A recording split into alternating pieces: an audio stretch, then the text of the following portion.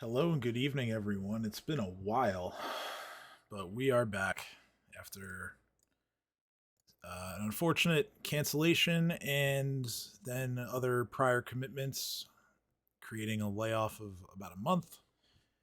We're back with some more Pathfinder. We're going to pick up from where we left off last time. So, in our last session, we started off with Kat paying a visit to Sava over at the armory, and they went on a little excursion via magic to Roderick's Cove to see everyone's favorite shopkeeper, Blackberry, to buy lots of baked goods and brandy. Um, Once they got back, Kat left some of her possessions that she didn't think she was going to need at the armory just to lighten her load a little bit. And then we moved forward a couple of days to Dino and Jareem working on um, some magic item crafting. Dino had a headband of inspired wisdom made. And so he put that on and became even more big brain than he already is. And after that, you guys made your preparations to set off towards the Starville Plateau and the stone giant fortress stronghold of Jorgenfist. It took quite a few trips via teleportation, given the number of you and the fact that there are large creatures with you, and so this took um, basically all of Cat's, I think it's fifth level magic for that day, plus, yep, all of the fifth level spells, plus a scroll of teleport that you guys have had for a long time now to finish getting everybody over to the plateau.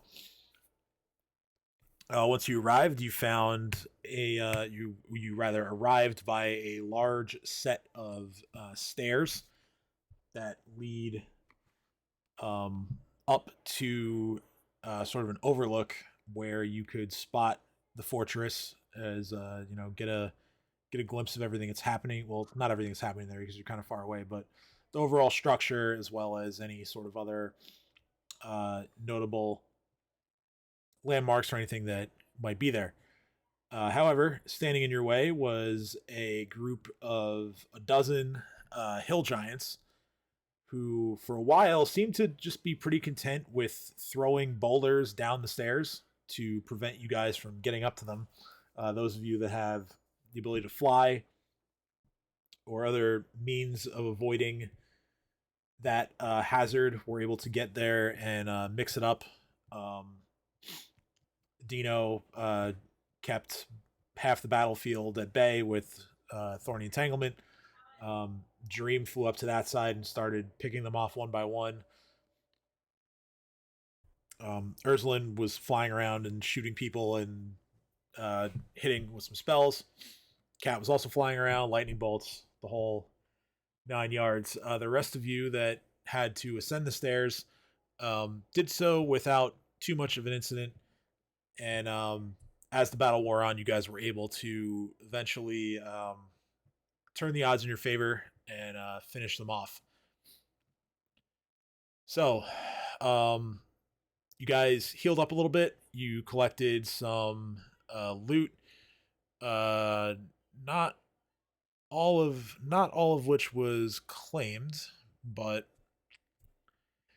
um, that's something that we don't have to do right away. And at the very end of the session, I showed you guys the sort of map of what you guys are looking at, which I can pull it up again if needed. Let me find it.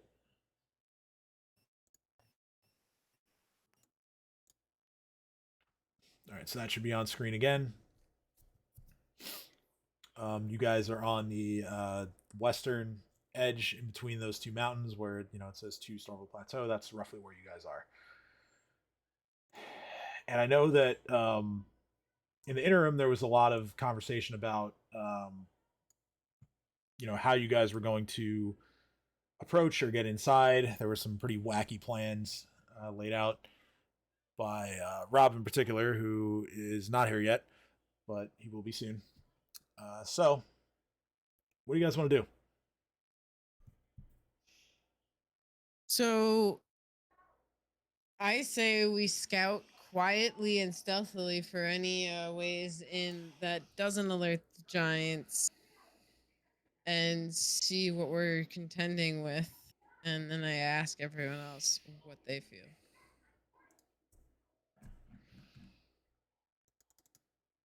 Not exactly a master of stealth, but I can like keep an eye above the sky if you need me to. They're not gonna think much of giant birds. I don't think. Look at them.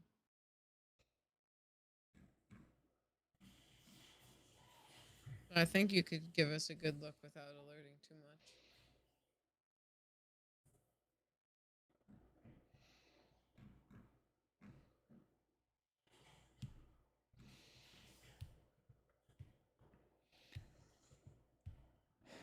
All right, so with the suggestions, I will have all of You could set it Dreams. on fire. What's up? Set it on fire. You could set it on fire. Um, Probably not the best course of action, but you could set it on fire. I was gonna Given the have fact that we can't take all the stone giants at once, I don't think that's the play. if there are no objections, I was just going to have Dream send Babu on, basically just take a lap, see what he finds.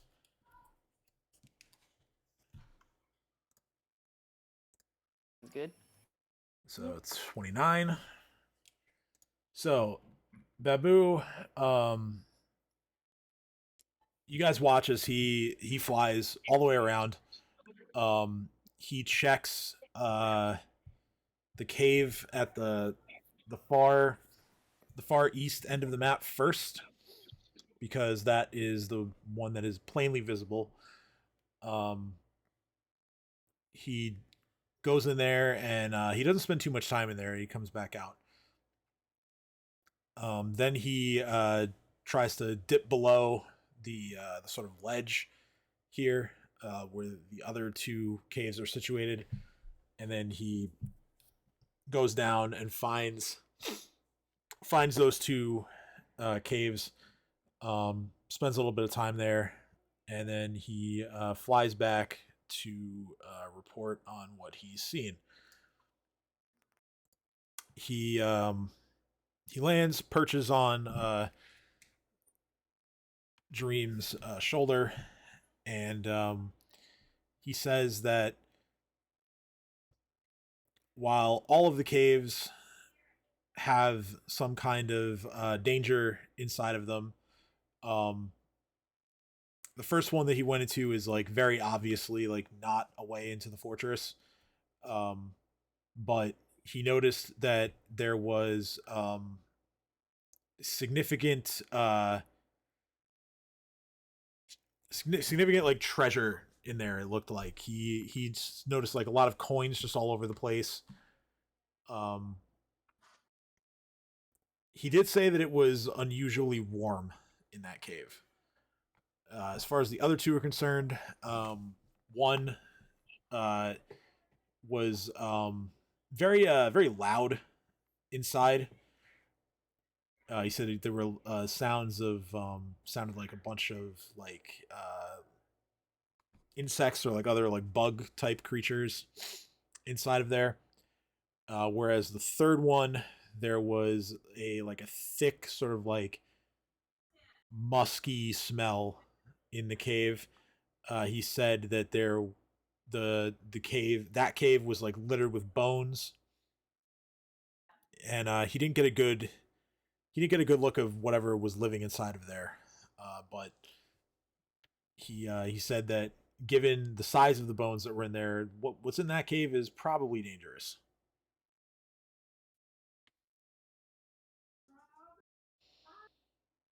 So not through there. He did mention that he said it's there's a chance that at least one of the two lower caves might have a sort of like secret like backdoor into the fortress.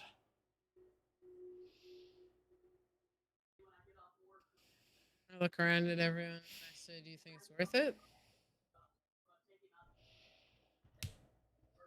I'm sorry, which one is that? That might lead to inside the fortress? He said like one of the two lower caves, either like A3 or A4. He said like basically just based on where they're positioned, um, he thinks that there might be like a secret like backdoor that goes in because like I mentioned last time, as far as the fortress that sits on the surface is concerned, it looked like there was only just that one gate to get in. There was like the watchtower that was way off to the side, and then the fortress has like one kind of central gate. But other than that, it didn't seem like there was any other way in other than going, flying up and over into the fortress or finding a way underneath, which he seems to think that one of these two caves might be that way to get in. Sounds like a good idea. Although, a bad feeling about the treasure, the one that has treasure that's unreasonably hot because no one leaves coins just lying around. Giant insects are nasty, and I don't like taking our chances with whatever the hell could make those giant bones.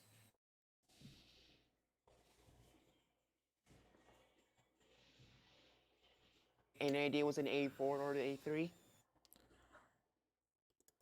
Yeah, so as far as differentiating between the two, A4 is the one that had all of the insect noises.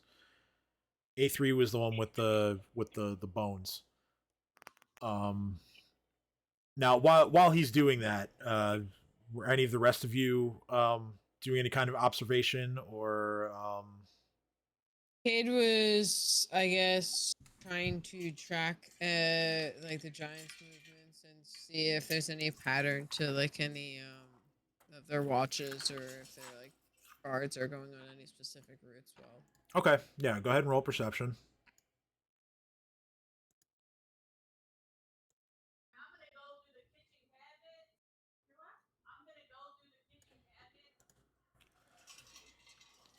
perception. Natural 20, very nice. Look at that nat 20.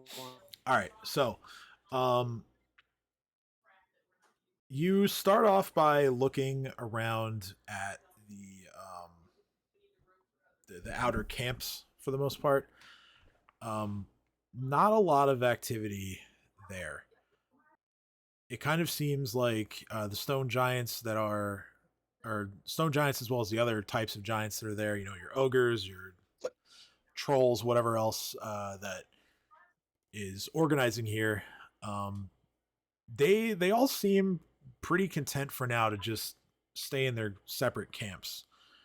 Um, the main bit of activity that you observe is actually over at the watchtower. Over that way, you see a absolutely huge um, female giant of some kind. She seems to be the one that is charged with the watchtower. Um, you see her sort of like in the upper reaches of it, just keeping an eye out on all the roads that lead in, um, taking a look at the skies, just passing time and observing what's going on. There's also a number of hill giants that are sort of patrolling around the bottom area of the tower as well as outside of it. Um, these hill giants look a bit different though in appearance. They have more like tattoos on them. um, tattoos that are vaguely similar to some of like the inscriptions and carvings you've seen on like stone walls in other areas in the past. So that kind of makes you raise an eyebrow. But other than that, it's seems kind of like it's kind of just business as usual. So I excitedly relay this back to everyone that we still haven't been spotted, and it seems like they're not really organized at all. So as long as we keep contact to a minimum, we might, even if we have to engage certain groups, as long as we deal with that set group and don't let anyone away, we should be fine because they don't seem to be liking to associate with one another if they don't have to. Good to know. So do we go straight for the forts, or do we clear out the stone giants around the area? Well, which one of those caves did we think there was a way in past stuff? And if so, do we want to try that or do we want to just try to clear a way in between the random patrols that are happening haphazardly? Oh, we're thinking A4 and A3. One of them has like giant bones scattered around, and the other one has a whole bunch of insect noises. Speaking of insect noises, can I relay on my druidic knowledge to see, okay, what kind of insect lives in giant groups, what kind of insect lives in stony areas, and what type of insect would not care for stone giants? All right, yeah, roll nature. Guidance. Fuck.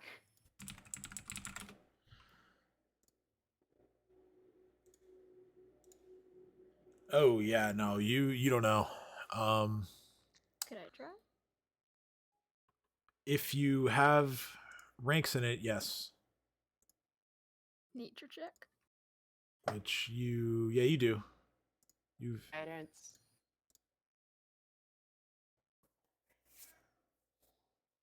It's mm, even worse. yeah, you're not sure either. You think that maybe because it's a cave where they're in, that it could be, um, maybe not an insect, but it could be potentially spiders. But that's as far as you get. What do you think, Cade?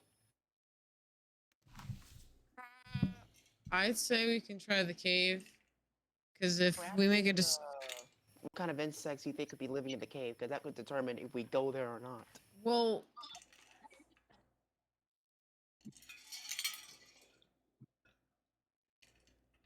probably spiders of some sort is my guess, or scorpions.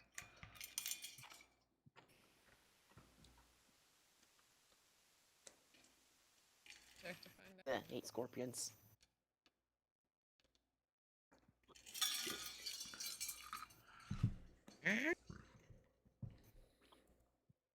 Okay.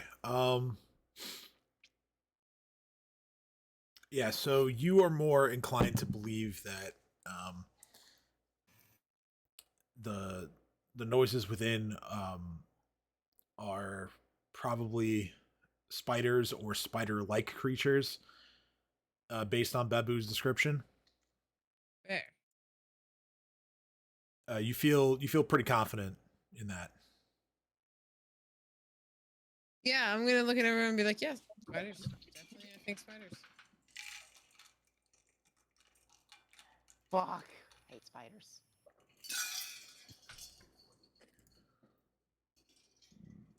How big could these spiders be? Cages literally put their arm span out as far as they can possibly go. At least this big. I've seen bigger. I've seen smaller. I've seen a lot smaller. So Okay, remember that anywhere ogre from spider that we fought? yeah, that's what I was saying. That's what I'm saying. They could either be the size of a quarter or bigger than me. Oh my. I don't know which would be worse: thousands of tiny ones the size of quarters, or a few big ones. Neither are ideal. Kate says, shuddering. It'll be fine. Probably. Maybe. And I go, well, it's better than storming into a cave full of giants. And if they hear a bit of commotion, they're just gonna think the spiders caught some food and leave it alone. Whereas if we go in there and other ogres and giants hear commotion, they might come to see what's going on. So, I mean, at least tiny spiders, we can kind of just, like, stop if they annoy us. It's easier to keep them away. I don't know. I shiver at the thought either way. Either way I- sounds, not fun. Not fun, but less deadly than the giants. It seems, at least outright, until we get farther in. Well, it depends. Like, are the spiders are they, like, venomous spiders? Because if they're not I have venomous, no idea. Although I'm pretty sure all spiders are venomous to an extent. I mean, well, you're a druid. Can't you, like, commune with them or something? Possibility, but I specialize more in dinosaurs than spiders. I mean, aren't spiders living dinosaurs? Oh. One's a reptile, one's a arachnid. Very big difference. Nah.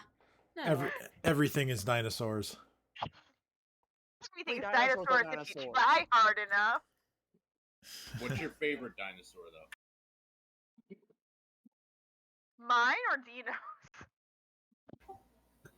Dinos. Whoever wants to answer. The Rex. Hands fucking down, no competition. Easy clap. Why the Rex? Apatosaurus. I just point to Chomper. I have one. Cat doesn't know dinos too well, so she's like, Chomper's the only one I've met. So Fair, Chomper's the only one I've met too, so fair enough. Alright, now that we all consecutively agree Chomper's the best dinosaur, I say we head to the spider cave, because at the very least we know what spider's capable of. Are they gonna jump out at us, or they're gonna try to trap us? chickens, dinosaurs. I remember hearing that once.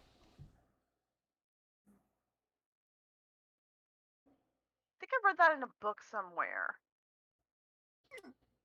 Books are wrong, so no. No, I don't think so. You gonna believe some random pages or the dinosaur expert here? But Dino expert. Mm-hmm. Cat broke a little bit. Dino expert. Cat's like, you are a dino expert, but also books. Books taught me I like girls. Yeah, I'm sure books taught you a bunch of weird stuff, huh? You know, you'd learn a lot if you picked up a book. Experience is way better. What are you talking about? Anyway, so spiders? Tell you when you're Spiders? older. Spiders. Okay. Next question is: do you go now? Do you wait a bit? Do you value the cover of night? Is basically what I'm getting at. Do you wait a day? What's the plan? Didn't we already wait? Like, didn't we just come back from a rest? Before No, I you didn't. actually This is- answer, Oh, I spiders thought like, we took are I thought we spiders agreed to more take a active rest at during the the end of the last daytime? session. Are they more active at night? Oh, I mean, if you wanted to say that you rested before doing all this, we can do that. That's fine with me. Okay, yeah. I was like, didn't we agree to take a rest at the end of last session? All right, yeah. I mean that's cool. However long ago that was. No, that's fine. Plus, I can get into what I had planned, so that we can do Awesome. that. All right. So I'm for gonna get all my spell slots back. yeah. So those of you who have to deal with spells and all that, just start doing your prep or whatever. That would be like Dino and Dream. The rest of you that use spontaneous casters. Oh yeah, Ursula has to prepare too. I forgot which needs to prepare. But the other three of you who are spontaneous casters, you can just uncheck all the spells that you used. You get them all back. So Good again. let's do all of the things that I wrote for tonight. So Dream, So threateningly. yes, Dream already got his cool foreshadowing sequence, so he does not have one tonight, but the rest of you do. And we are going to start with Mr. Dino. So, everyone drifts off to sleep for the night. Dino, um, you enter a dream state and you find yourself alone in the middle of a thicket. Um, you feel comfortable here as the plants all seem to recognize you. There are many like thorny vines in this thicket, and they don't do you any harm. In this dream, you are working on all of your various striking. You train, unarmed. You train with your scimitar. You work through all of your different wild shapes. You really just are trying to your best to perfect all of your techniques. Um, Possibly due to how intense that you're going with this workout in your dream, your vision starts to blur, and then the scene changes completely. You're now inside of a sprawling cave. Um, you walk forward and you find that the far end of the room has treasure that is piled from the floor to the ceiling, and no one's in sight. None of your friends, no monsters, nothing. Um, and so you begin to get some sort of competing thoughts. Um, Thinking back a couple of months, the old you would have already started bagging up the loot. You would have picked your way through and found some items that really appealed to you and stashed them away and gotten out of there. After all, you found this place on your own while you were scouting something, so why shouldn't you? Maybe this is the collection of spoils that the stone giant tribes have gathered from all of the people and perhaps other adventurers that they've defeated. You think, oh, it wouldn't be too bad to steal from them, right? But wait, where's Chopper? And what if this is actually the dragon's horde from the Sandpoint siege? Where's the dragon? Where's anyone? Where are you? Suddenly there's an earth-shattering sound that emits from the cave, as if thousands of people had snapped their fingers in unison. Um, Everything goes black, and then from straight ahead of you, you hear a growl. All of a sudden, in your hand, there's a lit torch, and standing before you is a jaguar that is roughly the same size as Chopper. This jaguar has a very sleek golden coat, and it looks at you curiously, and then it bounds off along the stone floor of this cave that you're in. Except now it's a completely different cave than the one from before. This cave is bitter cold inside, and as you're chasing after the jaguar, you're really not even sure that the floor that you're running on isn't simply black ice. Strangely, even though the corridor that you're running through doesn't have any sort of slope to it, the air is growing sharply thinner as you proceed.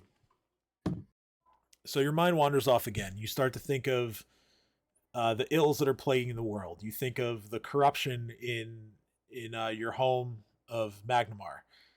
You think of all the different monsters that have threatened you and your friends in the past, as well as Sandpoint. You then think of the recently arrested Titus Scarnetti, and what has he done to the region that you don't know about. All these questions that your brain is thinking about, and meanwhile all you want to do is just focus on pursuing this jaguar. You wonder if you and your friends are going to survive what you're about to face. You wonder what comes after this. You're thinking, what's the connection between everything that's led to this point? And then the last thing you think is, why am I still chasing this jaguar? It reaches the end of the hallway, and you're not far behind. You've managed to keep pace pretty well. It stops running, and once it does, suddenly all the voices in your own head that are asking you questions, they all just stop. And then the jaguar sort of reaches out its like consciousness towards you, and it just says, "Silence. My patron has taken notice of you. She'll reveal herself to you in time, if you show that you're not the man you were when this all started. She asks you to show her humility and restraint. Most of all, she asks you to show a clear conscience." And the image of the jaguar fades, but the voice continues. "Those that stand in your way should not be allowed to stop you, but beware. Your heroics may come at a price. The true enemy still awaits." And then the rest of the scene fades away as you continue to sleep through the night. Next, we have Kat. So, Kat, as you drift off to sleep, and now the month of Neth is over, and the calendar turns over to Kuthona, which is the final month of the year. You begin to think about how far you've come in such a short time. You've made connections that, while they may be far removed from your previous life as a pirate, you believe that these are as strong as any bond that you've ever had in your life. Your magic has grown to be quite formidable in many ways, but perhaps the most important is versatility. This hits you as you look around and you see yourself surrounded by icy stalagmites. On the ground to your left, there's a pebble that rumbles and bounces along the frost-covered stone, and the initially distant sounds of an earthquake grow closer until they eventually reach you and then stop. Above you, you see the night sky. However, it offers little more than the moonlight to guide your way. All the stalagmites around you begin to shatter, and they crumble into a fine, powdery diamond dust of snow.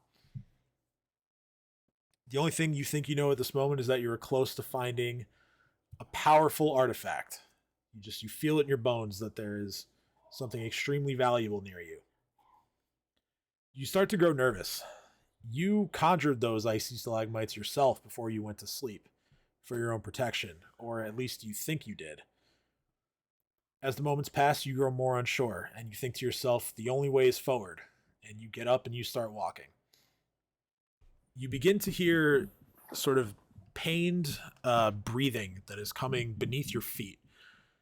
And it strikes you as odd because it almost sounds like the source is not quite human. And this breathing only grows louder as your pace quickens. And before you know it, you've reached a set of double doors, and without hesitating, you've opened them and gone through. The room that you find yourself in is pitch black, and your thoughts would empty out if not for the persistent sounds of the breathing coming from underground. You proceed to what you think is the center of this chamber, and you are immediately chilled to the bone by a draft that is blowing up from a trap door that you now stand on top of. And you hear the growling coming beneath you, and it kind of sounds like something like that. Okay. Not about this, but alright. Cool. I go investigate because So you open the trap door, and you happen to have some rope that the Cade gave you, and you head on down the shaft. was I supposed to hold this for Cade? Oh well. Nobody, Sorry, Cade. nobody else is around you above this trap door. No, I know. Yeah. I'm saying that, like, I'm saying to myself, like, was I supposed to hold this? I don't know. Oh. Well, sorry, Cade, I need this. Sorry. So you descend, and the pain breathing quickly changes into frantic screaming in a language that you don't understand. Your feet hit the floor, and Nope. go ahead. Nope, not about this. Not about this. Your feet hit the floor, and you realize that the temperature in the shaft is dangerously low, as you can feel the bitter cold air. It's like cutting through your soul itself. The next couple of minutes are a blur. You hear the sounds of your friends fighting something alongside you, and their voices shouting at one another. as they try to avoid danger and recover from the attacks brought on by whatever vile creature this is at the bottom of the shaft. But somehow you're blocking all of that out. The only thing you're focused on is obtaining whatever artifact this is and unlocking the powers that it has. You How did I become Indiana Jones? But okay. You suddenly see an opportunity to strike, and you unleash a terrifying new spell that you've learned, the likes of which that your friends have never seen before. The spell does its job, and it leaves nothing of your enemy in its wake, as far as you can tell. The only thing remaining is the item that it was holding, which looks like an adamantine scroll tube. The tube has these glowing green runes that have been carved into it. And based on how intricate this tube appears, it looks like, forgetting whatever's inside of it, the tube itself looks like it's quite valuable. So, can I read the runes on the tube? No, it's not in a language that you understand. Okay. If, Can I if cast read go ahead. magic? Sure, yeah. So what you learn from read magic is that there is sort of a pattern to the runes on this tube. Now, again, you don't know what any of it says, but the spell kind of tells you that like I said, there's some kind of pattern that figures into unlocking it. You also think, there could be some sort of magical means to unlock this. It looks like it could be open the old-fashioned way as well. But in any case, once you have this information, you kind of like regain your focus. Some of your friends are inspecting the tube on their own, and you begin very nervously urging them to be careful. Yeah. Okay, guys. I don't know what's going on here. Somebody tells me that it's very valuable and possibly very dangerous. Please don't do anything stupid. Please be careful. Handle it with like kitty gloves. Wait, Ursula might take that literally. With an exceptionally cooperative and combined effort, you somehow manage to crack it open without damaging it or the contents inside. But as the adrenaline of the battle subsides, the sheer cold of the room causes you to black out. The next thing you hear is Edge's voice, as he is like gently trying to like shake you awake. And you just hear him say, "Hey, Kat, are you okay?" And you open your eyes, and you are now inside of a massive, dimly lit library. You had a large book open in front of you, containing information about the history of ancient Thassalon. According to Edge, you had been studying it for hours, and you just nodded off in the chair. You see a strange clockwork creation that just strolls by without paying you any mind. The main thing that you notice about it is that whatever it's meant to do, it's very clearly malfunctioning in some way. You very tiredly give Edge a thumbs up, and you swear that all you did was blink, but the next time your eyes open, Edge is gone. Nowhere to be found. The scroll tube is in your possession, and it just lays on the table to your left. At this point, your vision goes black again, and you hear the familiar dual voice of Gazare, who's contacted you before. Their voice finds you again, and all they say is, "I trust you to do what needs to be done." What does that mean, though? There are lots of things that need to be done. Why does it have to be in my hands? Also, do you know who the hell the drug god is? The drug. Unrelated to any of this, but since you're here, I gotta know, who's the drug god? No response. Are you seriously leaving me like that? Seriously? You're telling me I need to do what needs to be done, and you can't at least give me one of the secrets of the universe in return? I don't even know what needs to be done. I'm not sure. You send me on an adventure in I'm assuming I'm dreaming since I'm talking to you, and God forbid I do that while I'm actually awake and can see you and not think I'm crazy. Oh man. And then you put me in a library. You don't give me time to explore the library. You're just like, do what needs to be done. Like, what am I supposed to do with that? You can at least give me a secret of the universe, and don't tell me the answer is 42. I've heard that one before. Not gonna fly with. Yeah, so you don't hear, you still hear nothing in response. Man, just today I learned that the identity of the drug man is a secret of the universe. That's wild. All right. So yeah, that's going to end your dream for the night. And next, go ahead. By the way, as my dream ends, Kat's just screaming into the void. Where are you? I still have questions. Yeah. Where are you? I still have questions. Come back. Yeah, dream. Tell me. All right. So our next sequence is going to be Cade. So Cade, you are floating through a maze of shimmering lights and ethereal energy. Normally, you might be concerned and wondering what's about to happen to you, but ever since your ring of sustenance rendered you capable of only needing 2 hours of sleep every night, you haven't had a lot of time to dream. And so, in a way, you welcome the unknown. As you're traveling through the maze, you see images of potential dangers in front of you based on things that you've already faced. So you see images of stone giants, you see ogres, you see trolls, you see bears.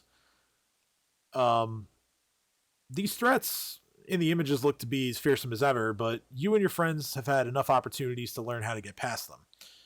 You feel confident in your magic. After all, the strength of these monsters is only matched by the feebleness of their minds, and that's something that you're perfectly equipped to exploit. There is one thing that you can't quite shake, though, and you worry about what might happen inside the fortress on their turf. You think that you and your friends will need to operate carefully and ideally quietly, which typically haven't been your strong suits. But as you begin to ponder these potential remedies, the energy around you begins to grow more violent, and the rattle of its movements starts to make you uncomfortable. The maze disappears, and what stands before you now is a large mirror with an ornately carved wooden border. The mirror is just hovering in place, and you look at your reflection, and you can see your own look of concern over what's to come. Over the next couple of minutes, images appear behind your reflection in the mirror. You see towering giants and giant kin that you fought previously and potentially have still yet to fight. You see that these giants are swinging their clubs at you. They're hurling large rocks at you. And then when that image fades, it changes to an intricate network of caves that are confusing to you and your friends. You watch as everyone chooses a different path and they all go their separate ways. And you notice that your reflection's expression, even though you're looking at the mirror inquisitively, the reflection has a look of fear on its face. Your reflection turns around and begins walking down the only hallway that nobody else chose. And the mirror is going to follow your reflection's path through it. Within the mirror, you hear the sounds of battle erupting from all sides, as one by one, the heavy thuds of creatures falling over dead are echoing throughout your conscience. You don't know how many of your friends have survived, but still you press on. down the corridor that your reflection is traversing. At its end, there is a single stone giant that stands before you.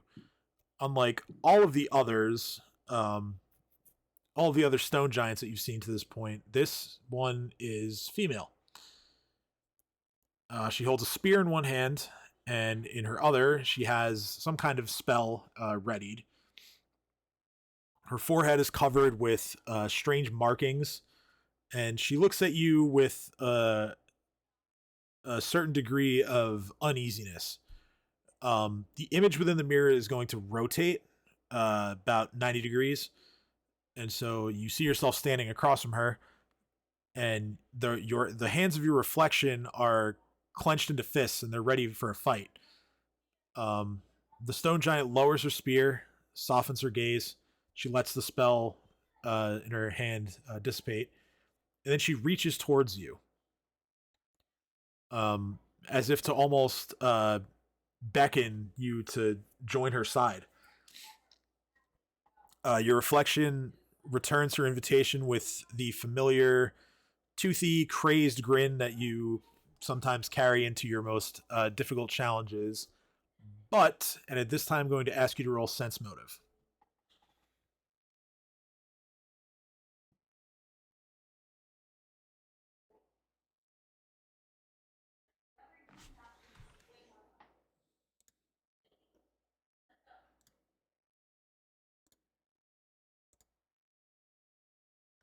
Allie, you there? Please tell me I didn't just go through all this and you're not sitting there.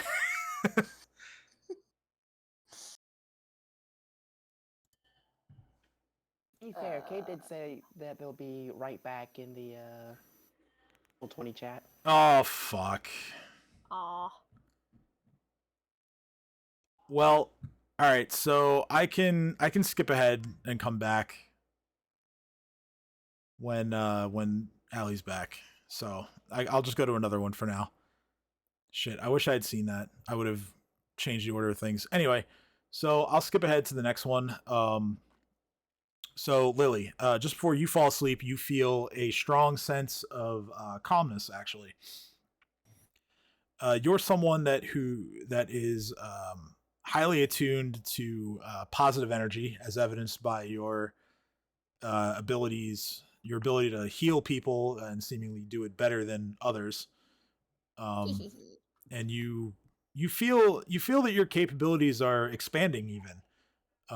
You feel a sense of warmth because of how quickly you've endeared yourself to your old friend Dino, as well as the rest of the party. And on this cold night, it comes as sort of an extra boon against the elements. So on this night, you fall into an especially deep sleep in what feels like record time. You don't know it, but a butterfly has landed on your shoulder, and it has done so ever so gently, and you remain undisturbed. You enter your dream state. You find yourself back home in Magnamar. You're seated next to your brother, who struggles to sit up in his bed and hold a conversation with you. There isn't much to say from his end. He's been mostly bedridden since you left. His condition hasn't worsened, but without your consistent care, it really hasn't improved either. You look down at him and you begin to channel a spell, and your hands are glowing intensely with divine energy, so much so that all of your vision goes white. The next thing you hear is the sound of children playing and running around, followed by a voice that you never heard it before, but it does sound eerily familiar. It's a female voice, and she says, "You have what you need to go back to those days. Don't take them for granted." And then there's a long pause, and then she speaks to you again. She says, "That being said, your work is far from finished. With the help of the one called the Great Dreamer, let me show you what I mean." You regain your senses, and you quickly realize that you're in the thick of a fight. You stand inside of a cold room, and there are several suits of armor that line the walls. You and your friends are battling some kind of undead creature that towers over really all of you except for Chomper and Chumbo. You watch in horror as this monstrosity begins to exert control over Chumbo, causing panic as as he, as well as actually in this vision, Dream actually has a second zombie giant, and they both turn on him, and thus the rest of you in succession. This act of the creature taking control leaves an opening, and you walk up and you place your hand on the undead creature, and you use the same spell that you just used earlier in your dream to heal your brother. The jolt of positive energy leaves your fingertips, and it deals a grievous wound to the undead. And just as you pull your hand away, you watch as Dream comes charging forward with a spear and just runs it through. Fuck yeah. With this creature falling, Dream's thralls revert back to his command. Edge picks up this undead creature's weapon, which is a brutally constructed axe, and he claims it as a trophy. Your vision goes black, and it returns to a different scene entirely. This one, you see a stone giant who is sitting on a throne that is covered in a lot of exotic-looking furs. He is holding an object in his hand. It's obscured from your vision, but he's staring intently at it. After a few moments, he grows upset. He places this object down on top of a shelf that sits above his throne, and he begins angrily casting spells. At this point, it appears that time stops, and the voice you heard earlier comes back. The voice says, "He must fall, my child. He will do everything he can to carry out his purpose. And he's not the only one.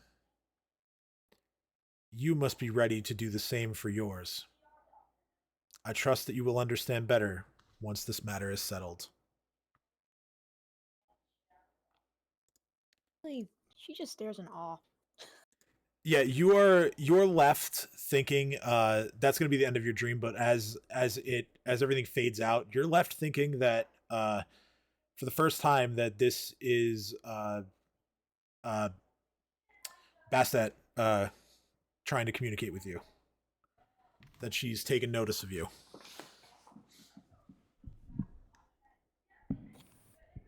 All right. Well, this was supposed to be the last one, but with Ali still AFK and now muted on top of it, we're gonna go. Oh, sorry, I didn't realize you were back. So I don't want to think too much, but I didn't realize you had stepped away. So I had actually gone through most of what was happening with you without, because I'm dumb and I didn't look at the chat. So here, I'll go back to you and then I'll go do the last one. All right. So I apologize for that. no, it's all good. It's my fault. I should have caught it in the chat. So those of you who have been sitting here, you're going to hear all the same shit again, but the stream wasn't about you anyway, so, you know. Wow. Deal with it. No. Yeah. All right, so Rude. no, I'm sorry. Look, I did all this work. So, We love you, Tim. It's okay. no, I know. All right, just gotta remember to breathe. So, fuck him. Yeah, exactly. All right, Cade. So you're floating through a maze. There are shimmering lights, ethereal energy all around you. You think it's kind of nice because you haven't had much time to dream lately. Your trusty ring of sustenance, you only need 2 hours of sleep, so you don't get a lot of dreaming in. So you're welcoming the unknown. You're traveling through this maze. You see different images of potential dangers in front of you based on what you've faced before. Stone giants, ogres, trolls, dire bears. These threats look to be as powerful as ever, but you and your friends have had plenty of opportunities to learn how to get past them. You feel confident in your magic, as the strength of these monsters is only matched by the feebleness of their minds, and you're perfectly equipped to exploit that. but you don't know what's going to happen once you're inside the fortress. You don't know how it's going to go once you're on their turf. You and your friends, you think you're going to have to operate carefully, quietly, things that you guys typically aren't good at. As you start to think about ways to get around this, the energy around you grows violent, making you uncomfortable. The maze disappears. There's a large mirror that appears before you. It has an ornately carved wooden border. It hovers in place. You see your reflection. You have a look of concern on your face. And then some images appear behind your reflection. You see giants that you fought previously. They're swinging their clubs at you. They're throwing rocks at you. Then you see a network of caves. You see all of your friends in the reflection. They all look confused. Everyone goes a separate way, so you're all split up. Your reflection begins to look fearful, and it doesn't match the expression that you have on your own face. The mirror is now seemingly acting on its own. Your reflection turns around, walks down the hallway that nobody else chose. No. There are No. the sounds of battle on all sides. One by one, you hear the sounds of creatures falling over dead, and they're echoing through your mind. You don't know how many of them were your friends or enemies, but you press on, and you keep going down this hallway that your reflection is traveling down. At its end, there is a single stone giant standing before you, and unlike all the others that you've seen to this point, this is a female stone giant. She's holding a spear in one hand, and she's ready to spell in the other. Her forehead is covered with strange markings that you've never seen before, and excuse me, even she has a look of uneasiness on her face. The view within the mirror rotates sharply, and you see yourself standing across from her. Your own reflection's hands are clenched into fists. You're ready for a fight. Her gaze softens. She lowers her spear. The spell that she had readied goes away. She reaches a hand towards you, and she beckons you to join her side. Your expression in the mirror changes. You now have the familiar toothy grin that you carry into the hardest challenges you faced in your life. And at this point, roll sense motive for me.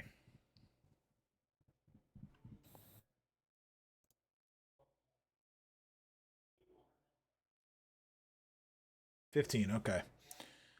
So, this time, even though you even though the thought of battle on this scale tends to excite you, as you know, you are a Dhampir after all, fresh blood. Your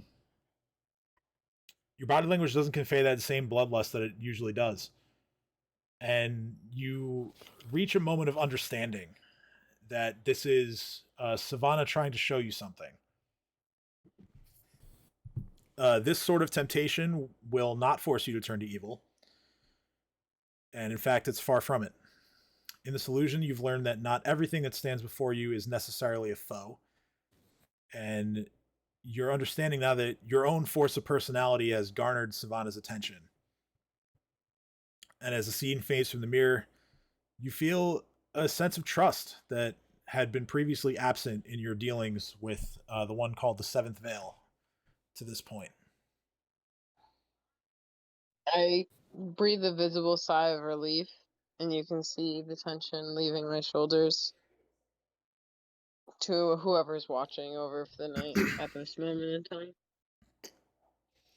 Oh yeah, you guys never designated a watch. I mean, that's okay though. Nothing happens to you guys through the night. We were too tired. It's just cold. That's the main takeaway from the night. It's just really cold. Okay, now, last but not least, Ursuline. Yes. You are sitting on the ground within a completely blank void. Oh wow. I've been here before, haven't I? Your voice is like very echoey. I don't know why. Oh, I don't know either. Oh, I got a dog. And Who's now taking there's up a most of the screen space in my bed, so. Okay. camera off. Yeah, you Oh, also have a perfect. camera. Yeah, maybe that has something to do with it. Anyway, so you hear the voice of your patron as he simply says to you, We meet again, child. And this time, when the image of your patron appears, it is a massive amethyst geode. That's how he appears to you. He says, Even universe bullshit is this. he says, I'll get the drudgery out of the way first. The dreamer is content with drudgery, like the business, the boring stuff. Oh. No, Arslan says that in real life too. Oh, okay. He goes, the dreamer is content with your progress. She wants me to remind you to uphold her ideals and consider your actions before carrying them out. Otherwise, she's pleased. You've proven to be a valuable asset to each of our causes. Now, I believe that you're ready for a test. There's a powerful item. There, good. There is a powerful item that is very near and dear to my cold, dead crystalline heart, and I need to know if you're capable of retrieving it for me. I've set up a bit of a labyrinth for you with Dessa's blessing. Navigate it, conquer dangers if you must, and reach the end to complete the challenge. Remember, you're still in a dream, but the real thing is out there somewhere. I suspect that it resides nearby, but I don't know the exact location. Yeah. And do I have to go through an actual maze in my dream or a maze in my life? You are of no help, sir. And with that, before you are 3 separate cave entrances. There's one to your left, there's one straight in front of you, and one to your right. And your patron urges you to left. Okay, that was quick. Left. All right, left. So, you walk through to the left. Did you have any inclination that I was going to yell left like that? It crossed my mind. Okay. So, you begin by going left. You walk on through, and you eventually reach a larger cave that is unusually dark. You hear the sounds of thousands of creatures that are raising their voices as one. You look to your left, and Dream is there. And he just says, nope, fuck that. And he's trying to get his Scorching Ray wand working to potentially burn some of these things or light the way or whatever purpose he intends. You know, you never really know with Dream. He's a wild card. So... Can I cast spells in my dream? What? Can I cast spells in my dream? I mean, yeah, Cat casts Read Magic, so I don't see why not. But do I have to have it prepared? No, you're in a dream state. It doesn't... I'm not counting this against you. It's just... Oh, okay, cool. It's all just for flavor. Okay, cool. So... You sound like you're in a dream, too. Yeah, seriously. So... I don't know why I sound like that to you guys. You guys sound clear to me. Yeah, everyone else sounds clear to me. Well, I guess I'm fucking special then. So you lend a hand, and you manage to help him get it working. And with the wand, I you... guess I could just cast that. So it lights up the fucking area. Yeah, okay. So you light up the area, you guide Dream, and tell him where to point his wand. And it works out. Together, you burn a path that allows you and the rest of the party to get through to the other side. Just for good measure, Dream decides to throw a bomb behind him, and in his own way, he reduces the volume of the creatures ever so slightly as you leave. That's so badass. So, So slightly. Takes out 2. yeah, as you get on through to the other side, the fabric of the dream warps around you, and you are faced with another choice of 3 hallways in the same orientation as before. Left, straight ahead, and right. Your patron's voice says, well done, but are you ready to face the consequences of your actions and choices? I advise you to pick your next move wisely. The consequence of choosing left? What was the consequence of my actions, sir? He offers no other hints, just leaves you with the choice. Everyone's just gonna start mumbling to herself and not pick his voice. I don't know why I sound like that to you guys. You guys sound clear to me. Yeah, everyone just gonna start mumbling to herself and not pick his voice. I don't know why I sound like that to you guys. You guys sound clear to me. Yeah, everyone just gonna start mumbling to herself and not pick his voice. Wisely. Wisely. Starts fucking walking towards the left again. Left again. Okay. Wisely. He's mimicking him as he walks through the fucking cave. So you go left. This time, when you reach the end of this hallway, you find yourself, you are currently taking cover against the wall of a small alcove within a pit-like room. You peek around the corner, rifle in hand, and you watch as a particularly strong-looking stone giant engages with Chopper. Actually, this stone giant is brandishing a large, like heavy pick weapon, and he swings it towards Chopper. Chopper reaches up with his jaw and catches the pick, and tugs it forward, forcing the stone giant to sort of like lunge towards him. And it gives you a perfect opportunity, and you come out from the corner and you land 3 perfectly placed shots. The stone giant falls to his knees. At this point, you send Fluffy in. Fluffy leaps up towards the stone giant, sticks him with an Aboleth lung spell. And now the stone giant completely falls to the ground, unable to breathe air, and you and all your friends decide to just leave that giant to suffocate on the floor, and you press on towards your next challenge. It feels like an exceedingly long amount of time that it takes you and your friends to get to the next destination in this cave, or wherever you choose to go next. And then once again, you're taken out of there, and you find yourself in yet another hub. 3 exits before you, same positions as before, left, middle, right. I'm gonna go right now. You're gonna right this time? Okay, so before you move, your patron speaks to you again, and he says, "Now, you must make one more choice. May your decision please Desna." Like, you're telling me to make a decision with no context besides left, middle, right. Like, what am I supposed to do? It's like a Jeopardy game. It's like a Price is Right game. Pick a door. I pick right. And I start walking to the right. All right, so this time you walk to the right. At the end of this hallway, there is a door, and you open the door, and you walk into the Rusty Dragon. It is the eve of the Swallowtail Festival, as in the following year, not the one that you've already seen. I was gonna say, did I go back in time? No, you forward in time. Okay. Having remembered what happened last year when your path crossed with those of your friends as goblins assaulted the town of Sandpoint, you decide to stick around for the weekend to make sure that no more tragedies befall the citizens this year. You're sitting at the table with Cade, and Ameko is serving you guys some dinner. And just as the food hits the table, Jareem walks in.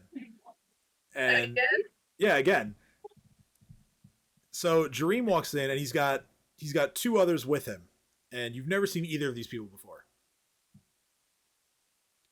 This one, the first one, actually kind of resembles what you imagine your patron looks like. It's a being seemingly made of some kind of animated crystal. And the other one is a being that looks like he's made of living wood and like plant matter.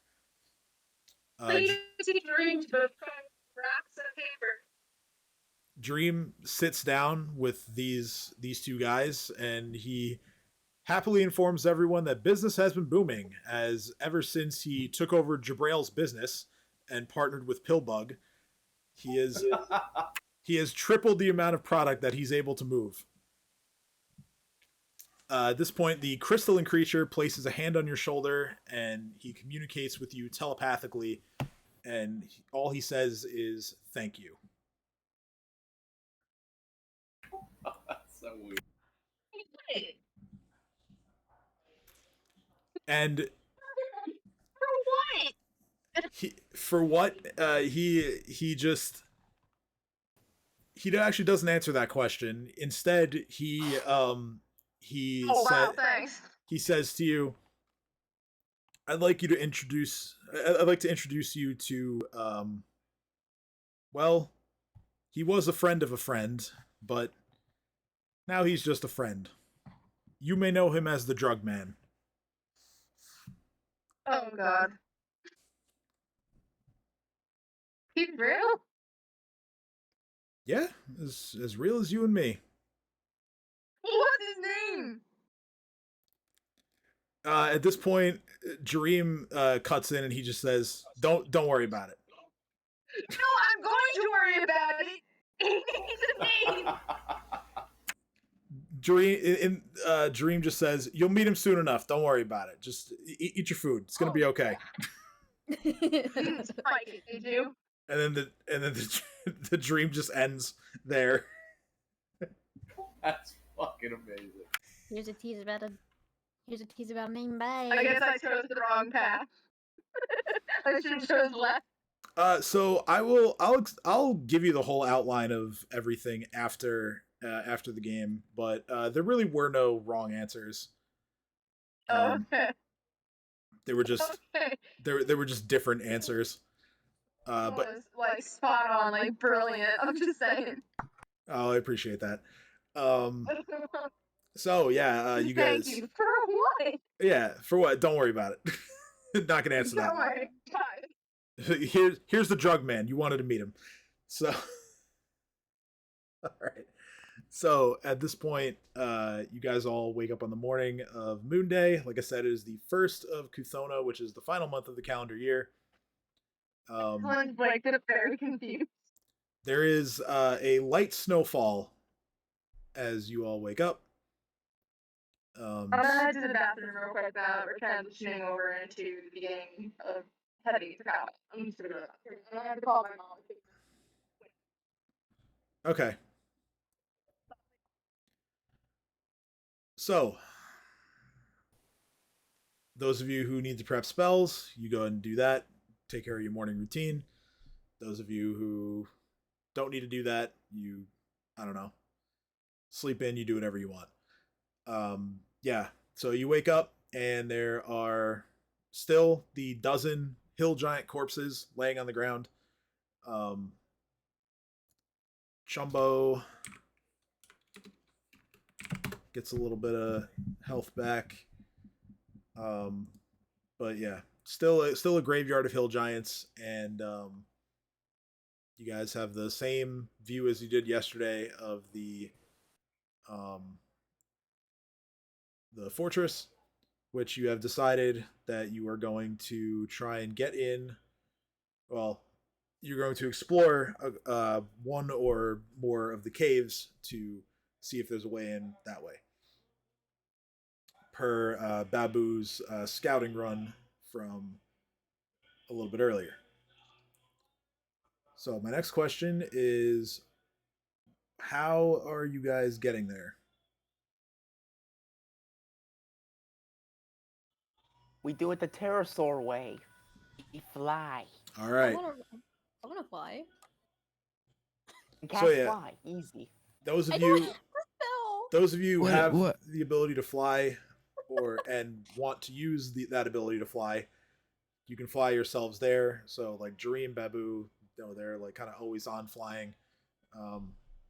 Kat would have to spend a spell slot. Urslan would also have to use her. I think she has like spell-like ability for it. I'm gonna use a mage hand to help assist me moving things out of my way so I can get there quietly. Can I ride the flying dinosaur? Oh no, she has fly as a spell.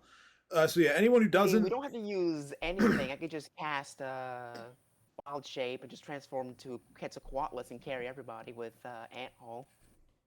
that's true. You could do that. So yeah, if you want to do it that way, we'll do it that way.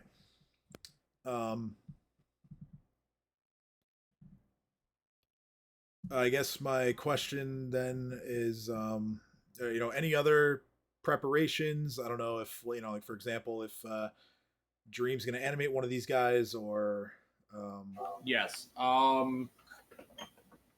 I only have Chumbo right now, right? yeah, Chumbo is your one thrall. You have the capacity to have one more thrall, so 2 total. All right. Yeah, I'll do another one. All right, so I'm gonna do my morning long strider because I cast that at the beginning of every morning. Yep. All right, Dream hits an animate dead. I gotta pull up the. So we're getting another Chumbo now? Chumbo number 2. So we have Chumbo 1 and Chumbo 2? Chumbo All number 5. I'm Could so be glad. Chumbo I'm Wumbo. so glad. Could be Chumbo Wumbo. It could be Chumbo Wumbo. That's a solid way to go. with Get it. knocked down. I get up again. Wumbo Wumbo. Yeah, I'm gonna keep me to We got this. I think Chumbo Wumbo. Chumbo Wumbo. We should have named the Chumba into Wumba, and then it was a Chumbo Wumba instead of Chumbo 1 and Chumbo 2. Chugga Chugga. There's also Chugga Chugga. There are so many good names. So- God damn it. So do we vote to name the second reanimated stone giant Wumba? His name is So we Wumbo, be yes. Chumbo Wumba? Yes. So Chumbo and Wumbo. That's Yeah. right. Yep. Just 2 letters off. All right. Chumbo and Wumbo, got it. All right. Yay! Just enough to keep us covered. I mean, So what? yes. Going to organize all of these tokens so I can make it easier to move everybody. All right. I think, yep, we're good. So, which cave are you flying into first? As per the map, there's A3, A4, or A5.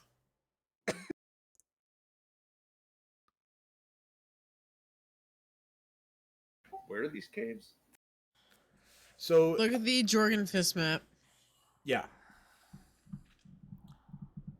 wait, So no, there's my last you actually weren't Right. here when I had Babu take a scouting run of those. So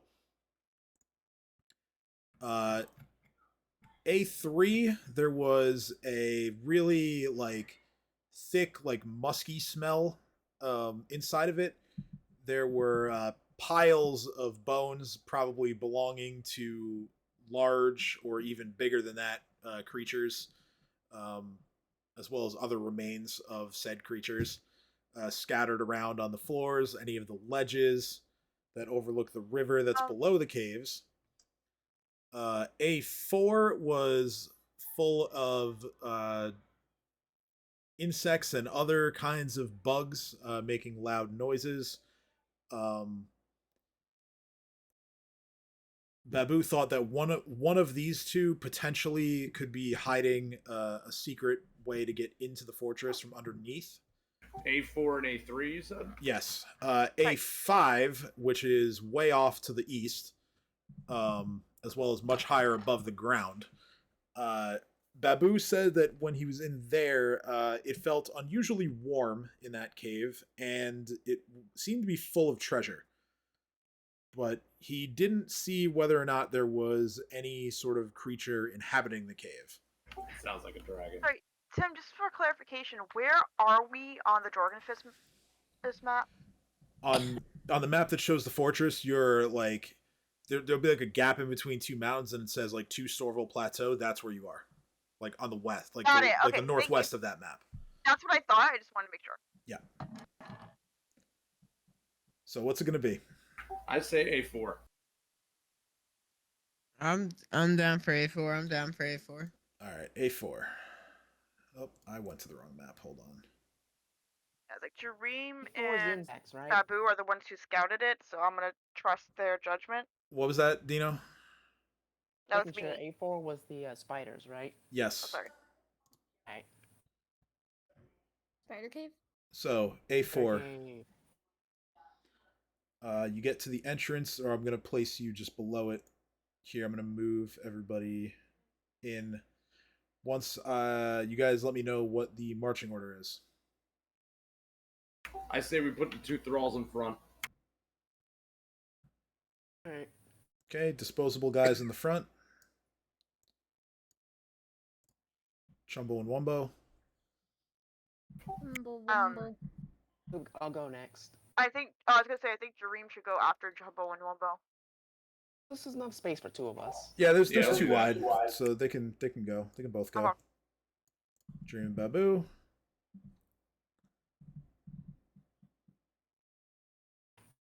I'll go. Edge volunteers I guess- himself to go as well to there. I'll stand behind ish Dream. I'll put Chomper here for now. And then I guess the rest of you can kind of file in on the right.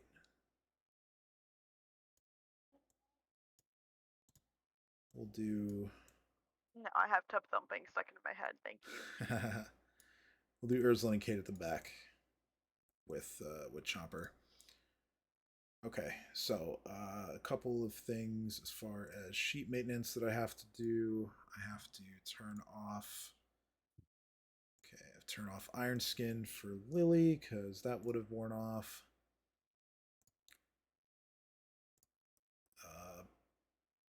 Bark Skin would be off of Dream. I think that's it. Oh no, wait, Dino has something on him too. Yeah, he's got Iron Skin on as well. That's got to come off. And that should be it. If I catch anything else, then I'll deal with it. All right. So to describe this cave, put simply, this cave crawls. There are countless bloated, many-legged insects that are trampling one another as they carpet the floor and climb the walls, creating a symphony of a million clicking bug legs.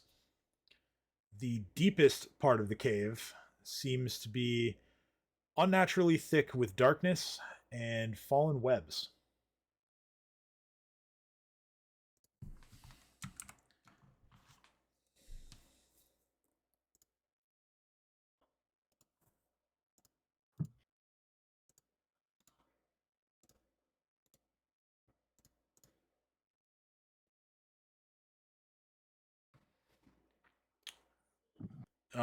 So Am I?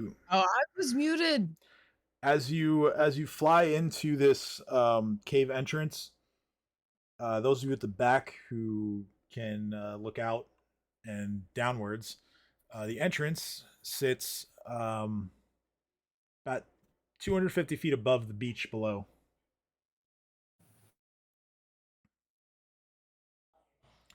You notice that the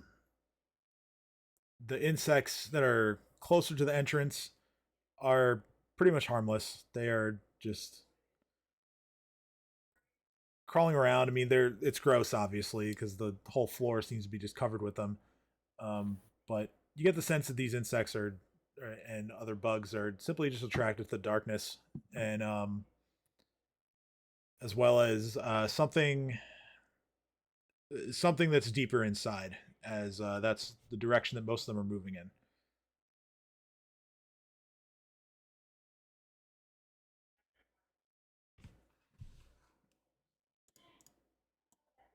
Well, if they're all going in, why don't we follow?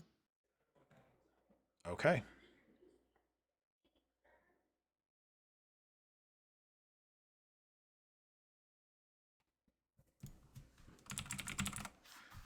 So, with that, I would imagine that Jareem is going to have Chumbo and Wumbo move forward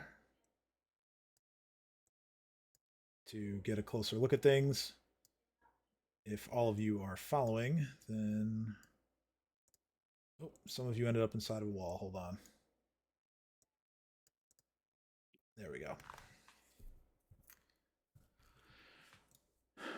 At this point, I would like everyone to make a perception check. Guidance. Corruption. Ugh. Mean. Excuse me. 27. Damn it. Another natural 20 for Kate on perception. Boop. Damn it. Why? 30 is mine. It is yours. All right, so Wait. Let's Hold up. find out of here. I'm a dumbass. Give me a sec. I know Leah said she went to the bathroom, so I'll roll for her. Oof, chopper. He has scent. He doesn't need perception. Oh, edge with a natural 20 as well. Okay, there we go. All right, so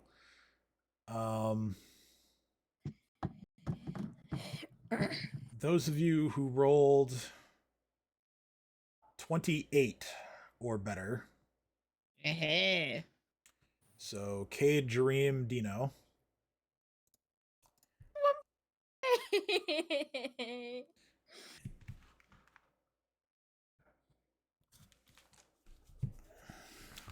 You notice that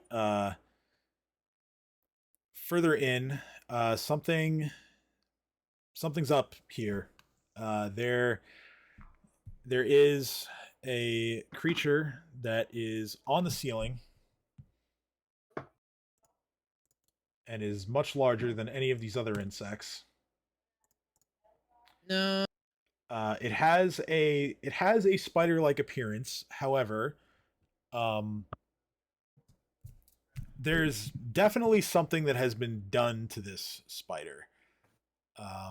It resembles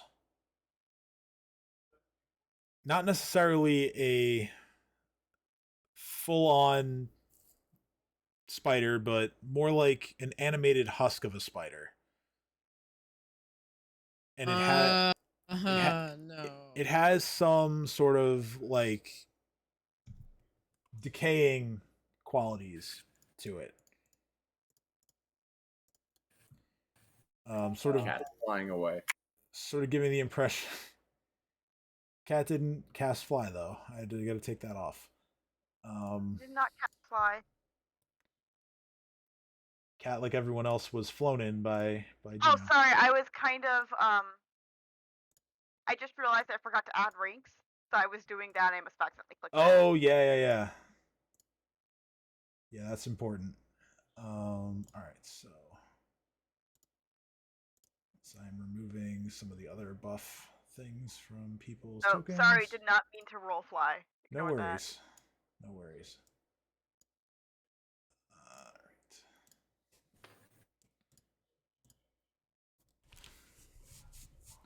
So, you have noticed this creature. It notices you. And so it is going to lower itself down from the ceiling. And at this point, let's roll some initiative. Can I bop it? It's not a surprise round. I wasn't sure. Yeah, both sides notice each other, so it's no surprise round. So no bop it or twist it. No, and definitely no pullets. Okay. That's fine, I guess. All right. Don't forget to tap my icon. Yeah, make sure you do that, or I can always add it manually. There you go. Oh, I think I like this initiative better. I should probably roll initiative after all that talk. Yes. Time.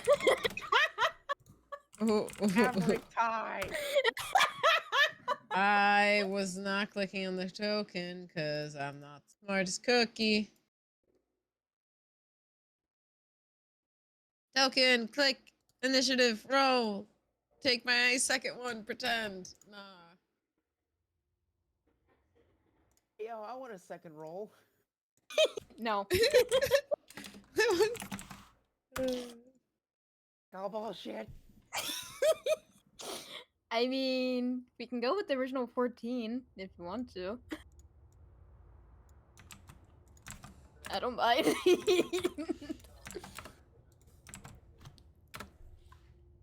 All right. Yeah. Let me see the rolls here, because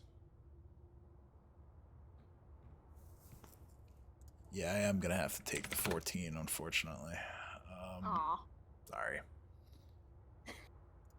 but the better than everybody 25. else. It's so beautiful. I know, but That's such a great response. it is. But It it's is. so beautiful. Absolutely is.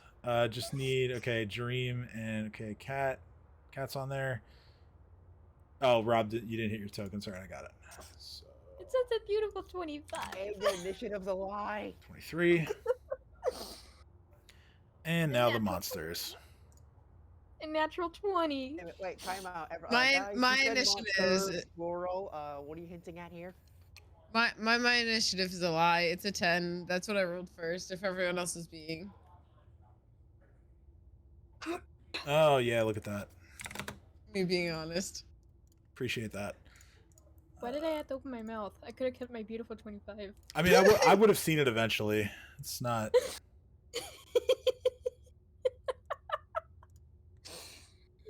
Okay, so the one monster that lowered itself from the ceiling rolled the highest, so it is going to go first, and it is going to.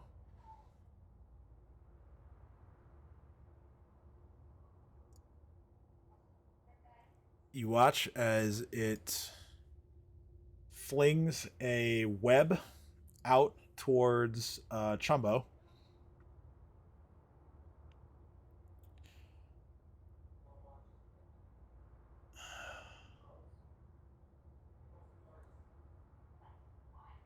And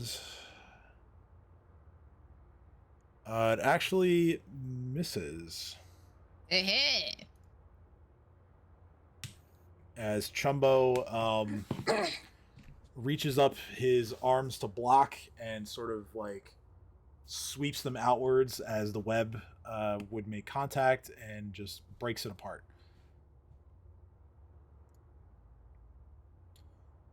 And after that, this creature is going to move forward a bit, and it is Chumbo. It's Dream's turn. All right, so Jumbo's gonna go smack it.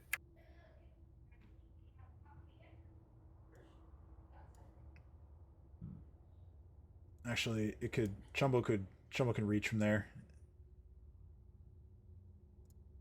So yeah, I added I added the zombie giant thing to your sheet, so you can go ahead and roll that without my help now. Cool.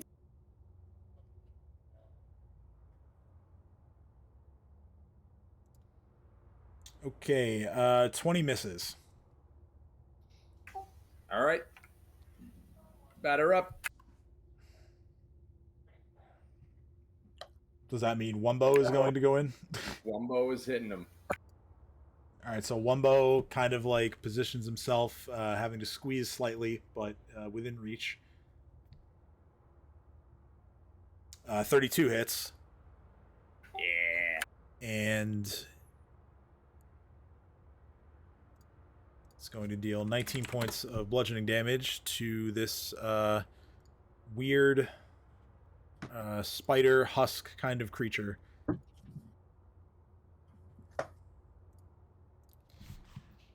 So what are you doing?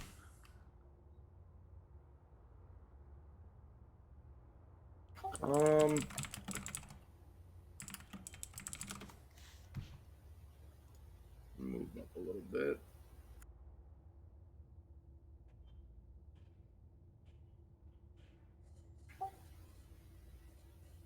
And I'm gonna hit it with magic missile. All right. Roll use magic device to activate the wand.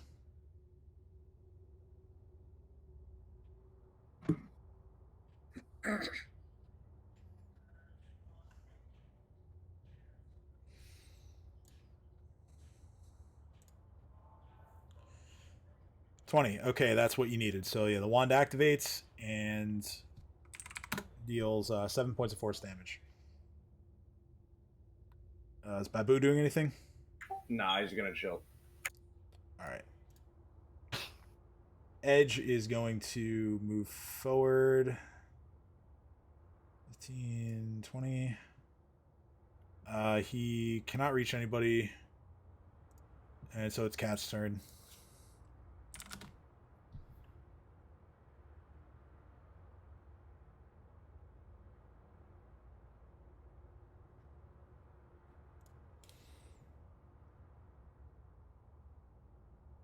Cat.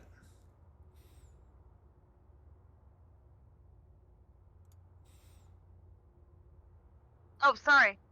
I'm here, Amon. I did not hear you say my. Okay. I'm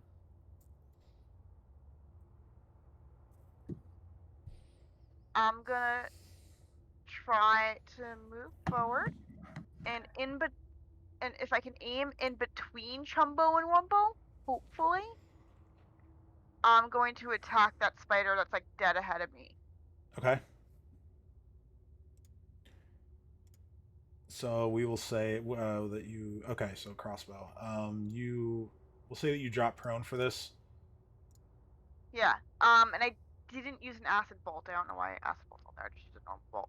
Oh no, I put all that on there just in the event that got you it. do Okay. use them.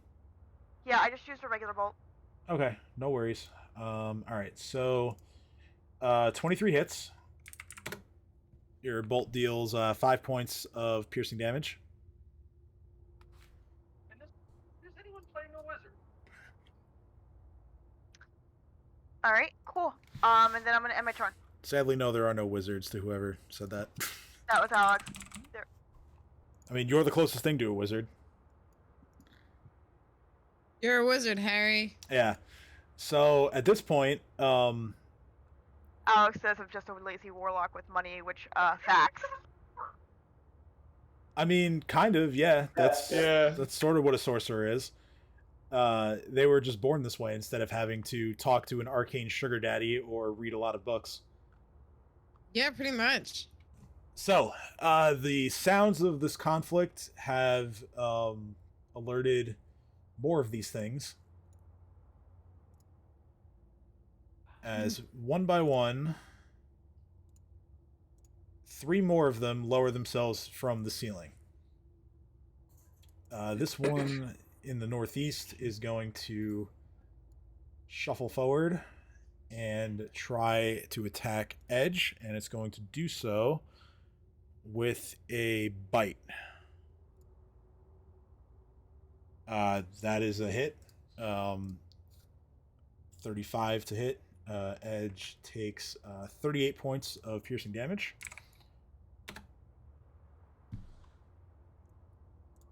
And it's now Lily's turn. I'm gonna cast Spiritual Weapon and go for this guy. Okay. So you cast your spiritual weapon.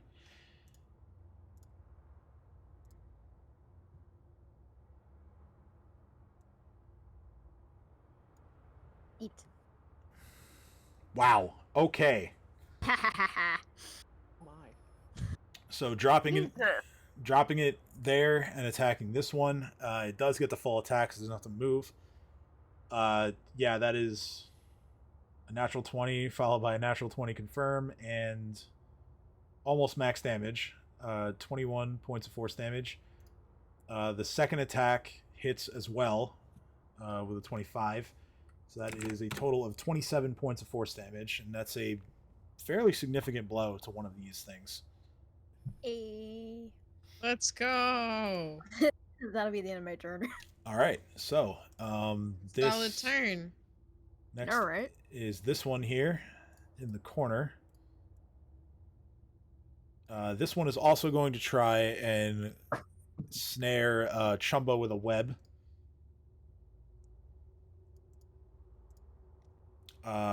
Okay, Chumbo is hit. Actually, I'm not even sure why this has an attack roll. Oh no, because it has to hit to entangle. Okay, so yeah, so Chumbo does get hit. He gets to make a fort save.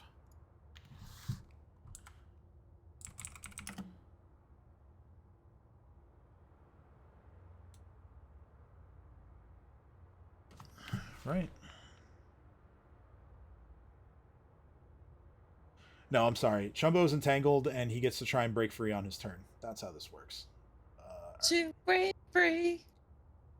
So Chumbo is currently caught up in a web.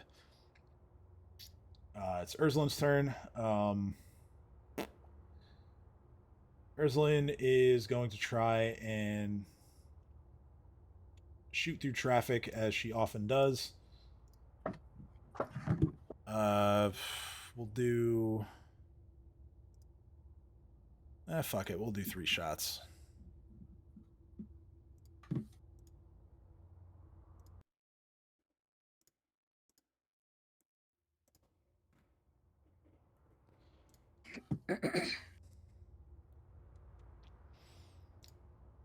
All right. So the first one, she's gonna attack this one here. First one hits, the second one misses, and the third one hits. So that's 25 points of bludgeoning and piercing damage as 2 of her 3 rifle shots connect, with the second one just bouncing off of the carapace of this creature harmlessly. Next is the last one of these guys. This one is going to... let's see. He's obstructed. Okay. He doesn't have line of sight or line of effect really to any of you guys, so he's just going to move forward. And that'll be it for him. So it's Cade's turn now. Right, I got to remove this thing that I had for one of your Mesmer's tricks. Get rid of that. All right. Okay. So Cade is going to advance forward to get in between Cat and Dream, because it's as far as I can go. I can actually go one more step, but I'm in then Chumbo. So I'm gonna aim at this dude right there. Mm-hmm. Gonna hit him.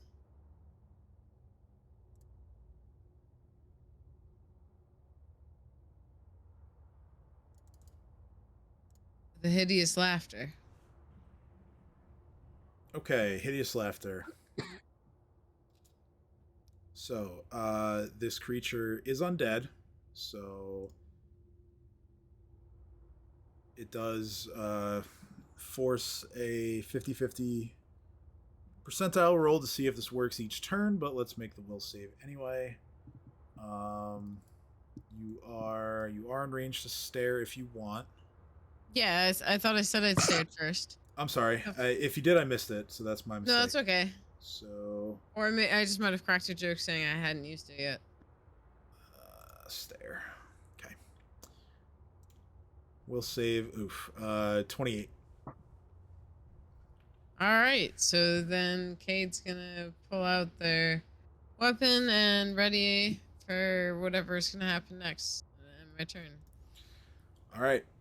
Bottom of the order, Dino. Your turn. Or they say to invest for last. Yeah. Big brain plays. They do say that. First of all, I'm gonna give myself totem transformation, give myself +2 AC because fuck getting hit. Alright, so +2. And then I cast Flame Strike. Okay. Fuck y'all. Very good. Flame Strike. Okay, well,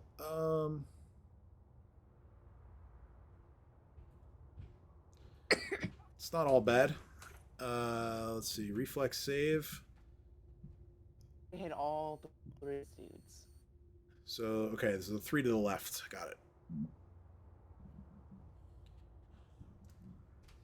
Okay, natural 1. 20, that makes it. 15 fails. So that is 35 points to the ones that failed.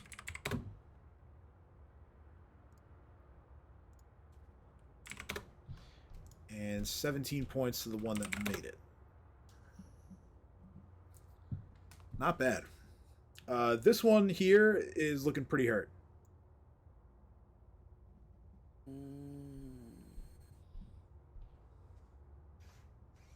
My Chomper can't get there. Yeah, Move a little bit closer. Too much squeezing. But yeah, Chomper inches forward and stands ready. That's our turn. All right. He's gonna prepare a bite attack just in case. Okay, cool. So it is the pretty hurt creature in the front here. It's going to stay right where it is, and it is going to. Didn't open its. Okay, here we go.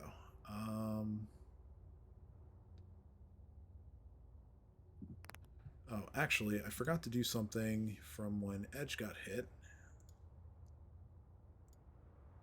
Okay, Edge is fine. Okay, so this one is going to try and bite Wumbo. That hits. 26 to hit. 31 points of piercing damage. As an undead, he is immune to poison, so it doesn't have to make a save or anything like that. And it is Dream's turn.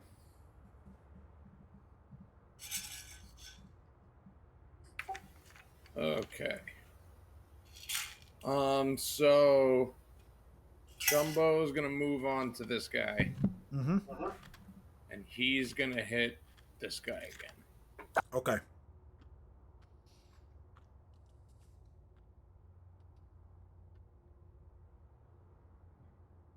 Wow. All right.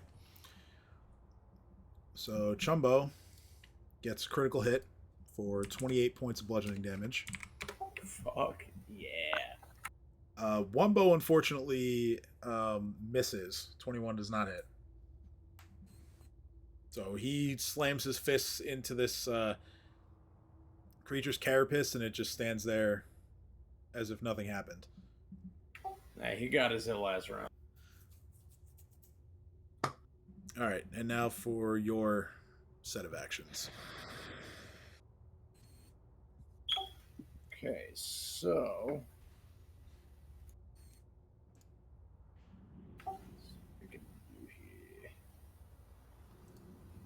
I'm gonna throw.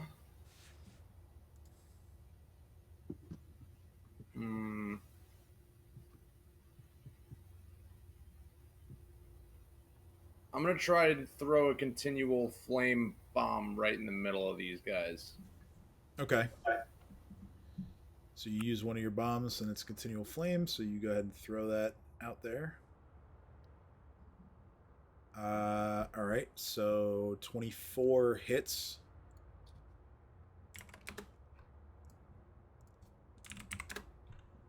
Dealing 6 points of damage to each of those creatures.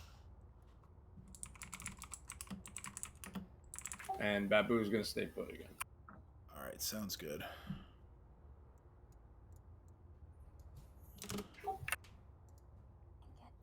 Back from the stairs.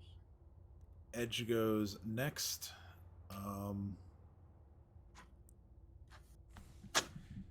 Edge is going to take a 5-foot step. And he is going to swing his longsword towards this one here.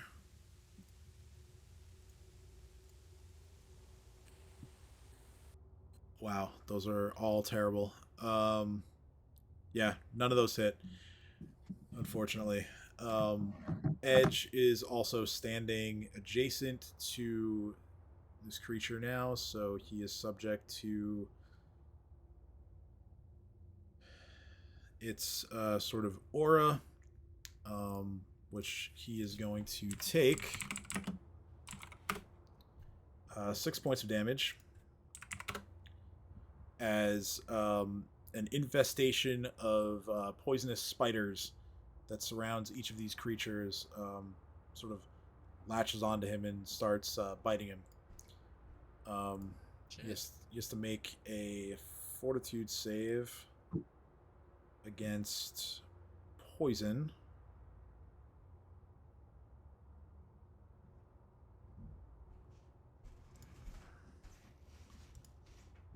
21, he makes it. And it is Cat's turn.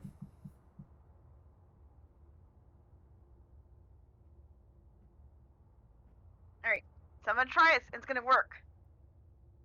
Or at least I hope it does. I'm going to use spontaneous immolation on this guy right here, the same guy I attacked last time. I like that plan. Oh, actually, I'm sorry. Let me backtrack real quick. So, Dino's attack actually has rendered the auras of the, or no, because he didn't hit this one. It was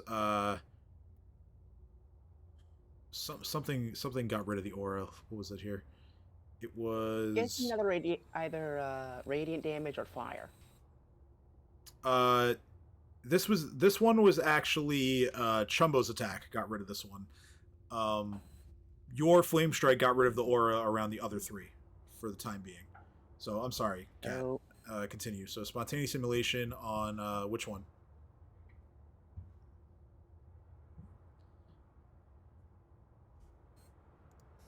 All right, yeah. So you're crawling across the floor, still prone. Which one are you targeting? Again. I thought I did the thing. Hold on. Let me just... This one. Yeah, Oh, sorry, no, I didn't. I see it now. I didn't see it at first because I was looking at something. Okay. All right, so I'm sorry, fortitude save. Okay. Oh wait, Uh, no, they do a fortitude save, not me. yeah, they do it. Okay, so the save is a 19, so it takes half damage and it is not set on fire. So 5 points.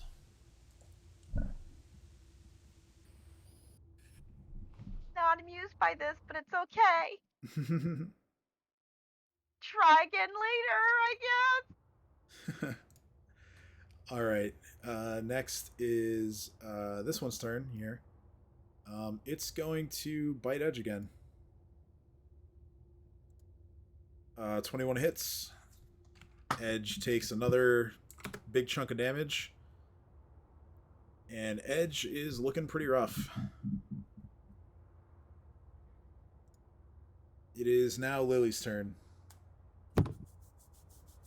Hello. How far away am I from Edge? You are... Yes. So can I technically move here? We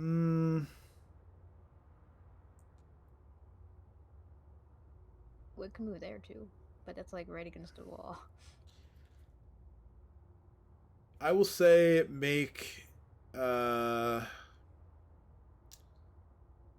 acrobatics check to sort of like swiftly squeeze through everybody. Yeah, that's not gonna work. You get as far as there. Dang. My plan was to go try to reach Edge and Neon, but I'll just Could Murderous Command reach? It should, yeah. I wanna cast that. All right, so Murder's Command on which one? Uh. Oh wait, no, hold on. The target has to be a living creature. These are undead, so that's not gonna work. So you can do something else. It's fine. What about Bone Shaker? Does that work? I believe Bone Shaker works on undead. Let me double check. Yeah. Living or undead creature. Oh, with a skeleton. No, this is like a husk of a carapace. No skeleton. Damn.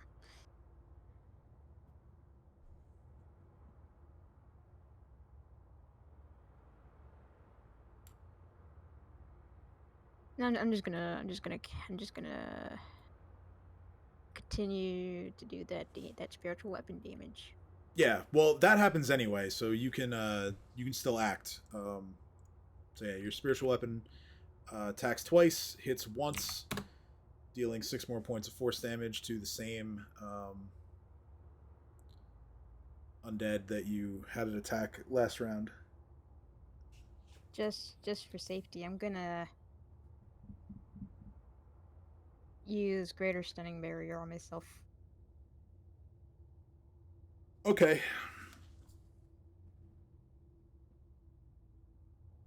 And that'll be my turn. Cool. All right. Let me plug that in real quick.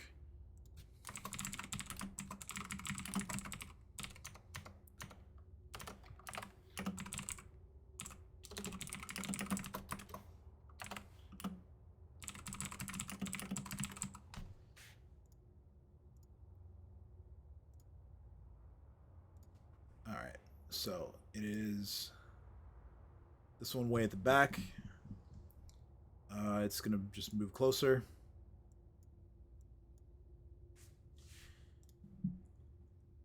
It's Ursulin's turn. She's gonna shoot twice at the same one as before.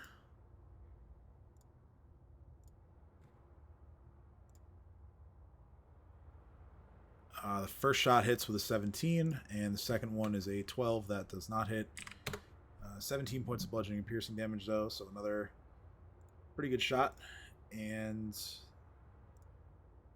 now it is this one's turn. This one can't get past, so it's just going to kind of hold its position, and it's now Cade's turn.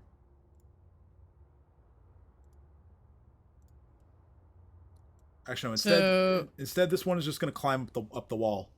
It doesn't get all the way over to anybody, but yeah, go ahead. That one's on the wall.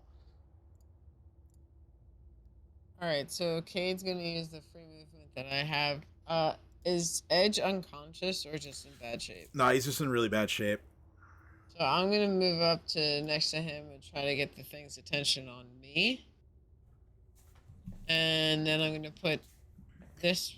Which one looks force for wear? This one or this one? The one to your left.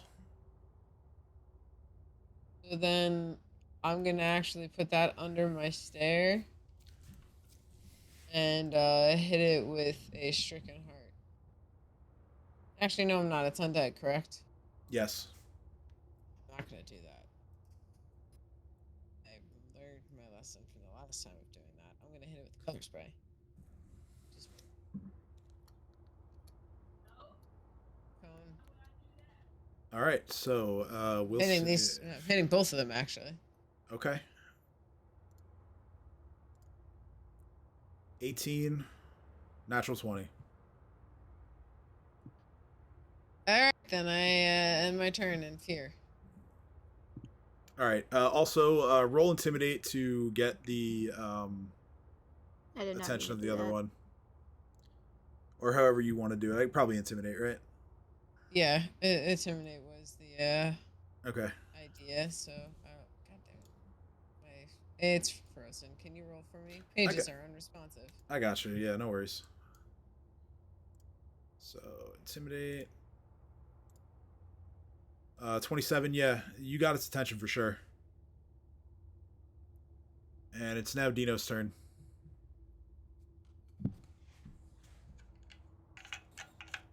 Move further up. I'm just gonna move right there. Repair another bike because he still can't get past. Excuse me. Flame strike, because fuck those guys. I'm trying to reset right now. Ah, fuck, you right. Never mind. You're right. There then. Same spot as before, to hit all three of the guys on the left, because fuck them. Okay.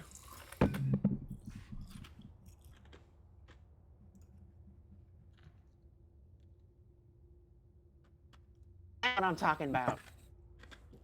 That's a better damage roll.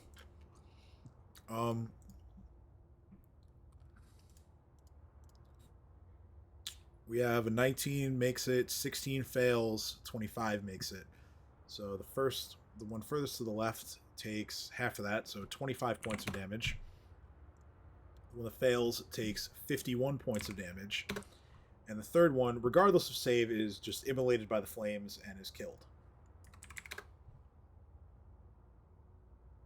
Fuck you and everything you stand for. And my turn. All right. You'll love to hear that from Dino. So it is now Jareem's turn as we're back at the top.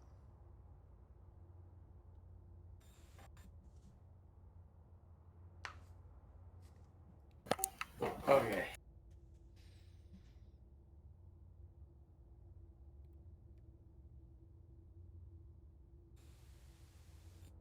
Chumbo's gonna hit this guy. Okay, so Chumbo reaches over Edge and Cade and tries to slam into that one again.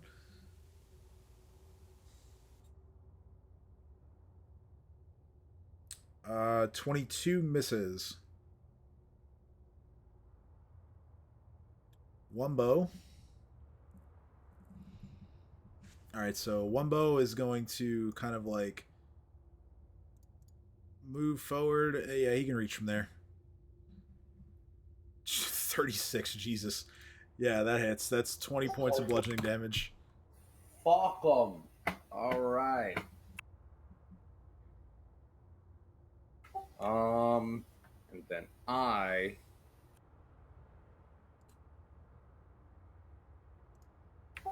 don't know.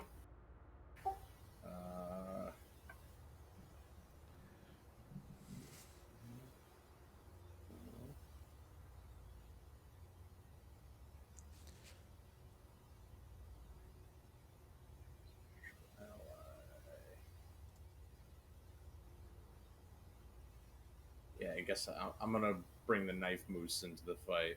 Oh, yes. The return. The return of the king. That's right. Undefeated champion of the world. Dagger Moose. Where are we putting him? Dagger Moose. He's gonna go right here. Alright, so Dagger Moose enters the chat. He has he lasts for 8 rounds. And yeah, he can attack straight away. Cool. Alright. So he's gonna get this guy here. Okay.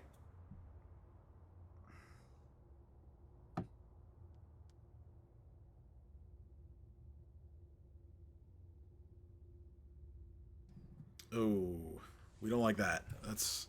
Those are both misses. Bad start, Dagger Moose. All right.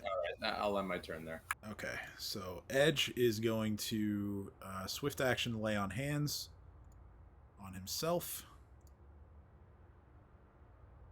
for 19 points of healing.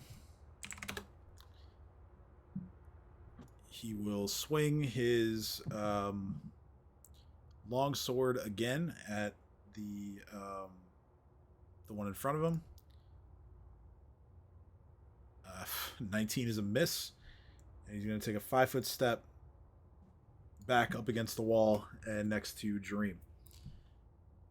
It's going to end his turn. It's now Cat's turn. So Cat is still crawling around on the ground after a crossbow shot and then using a spell last round.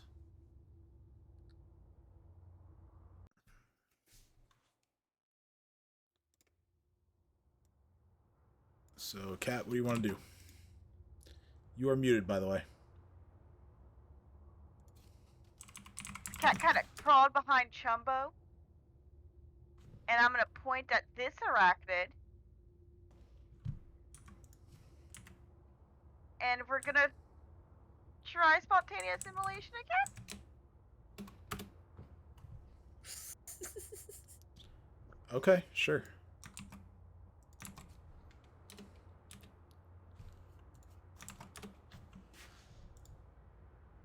Alright, so let's see here. Fort save. 27. Sorry, just ping the target name. Was it this one?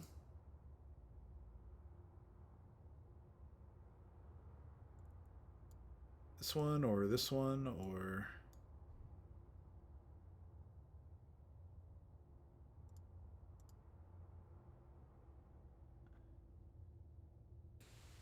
Cat? Yes? Which one are you hitting again? I'm sorry. You pinged it. Why I pinged I pinged all 3 of them. This one? That one, yeah. Sorry, Okay, that was the sorry. one I saw. And I was like, yeah, and I thought you got it. The last ping that you made for some reason is like stuck on my screen, so I don't think I can see like if you're pinging anything else. So that's, I don't know. Maybe I'll just refresh. All right, so you moved. You cast a spell. Okay. So now it is this one who, as I said before, is definitely focused on Cade now.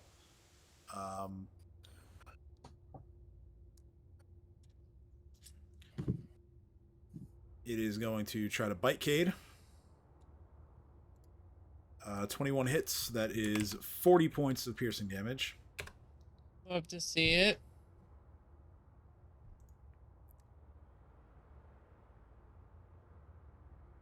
And it is now Lily's turn. I still want to try and squeeze past everyone. All right. Well, this time you can more easily do it because you're closer. So yeah, I want to get to that right there. Okay, sure. Yeah, you managed to get around and under people. I would imagine Dream is airborne, doing what he's doing, so you can kind of just run under him and get through there. So yeah, you're now next to Edge and also engaged with this undead spider-like creature. I look to two people beside me and ask, which one of you is worse? I kind of look over and I think I point groggily at Edge. You can help get the rest of us up. Get him up first. I say through quick breaths. Edge looks towards Lily and he says, normally I would tell you to heal everyone else because I can take care of myself, but these guys pack a punch. I could probably use a hand.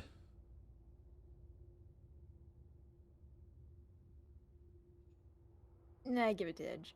Alright, cure critical wounds to Edge for 33 points of healing. Let's go! Alright. I actually would use the channel energy, but Chumbo and Wumbo. Yeah, that could potentially kill both of them, so. Yeah, yeah. Being smart. That is smart, yes. Alright, so movement and a spell. That is your turn. Oh, wait, we forgot to do the spiritual damage thingy.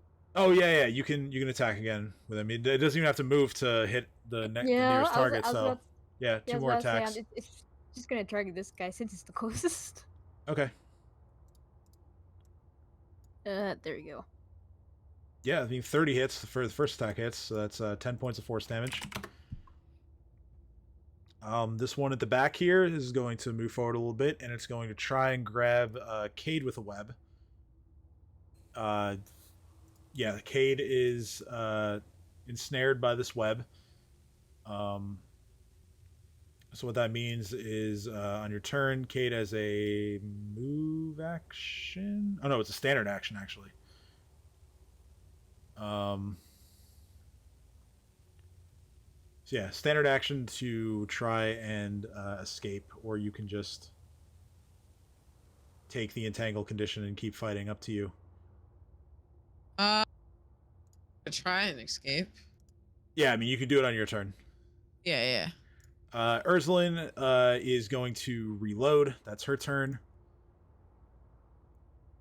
This one here is going to, let's see, does it have... Okay, this one doesn't have reach, so it's going to step over its dead friend, and it's going to attempt to bite Wumbo. Oh, geez. Oh, no, actually, wait, it misses. It misses. 19 misses. So, Wumbo's okay. Alright, it is Cade's turn. So if you are going to attempt to escape, you make your choice of a strength check or an escape artist check. Or escape artist? Escape artist. Am I gonna hate myself for that? I don't know. 24 succeeds. You bust out of the web and you free yourself. Hey, alright, let's go. So that was my standard action though, correct? Yes. So you can move and you can swift action change your stare target. Yeah, so that's exactly what I'm gonna do. I'm gonna move and stand like guardingly in front of Edge and Lily, and stare at the one everyone else is focusing on. All right, so yeah, you so that would be this one that you want to. Yeah. Okay, so he's your new stare target, and you try to stand in such a way to protect Edge and Lily from the one that is directly in front of you. Got it. All right, Dino.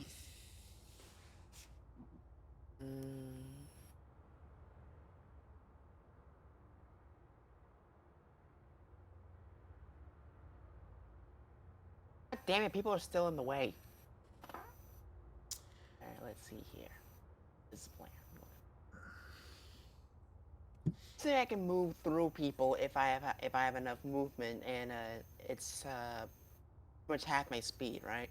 Yeah, squeezing is considered. It's you treat it the same as difficult terrain, so it's Do half. full run in difficult terrain. It's a good question. Well, no, it's not like when I say difficult terrain, I mean like you treat it as if it's difficult terrain, where like one space counts as two spaces if you're squeezing, but it's not like things that apply to difficult terrain do not also apply to squeezing. So you can, I'm pretty sure you can full run. Chopper stand in someone else's space. No, because he is not. You need to be at least two size categories bigger to stand in someone's space.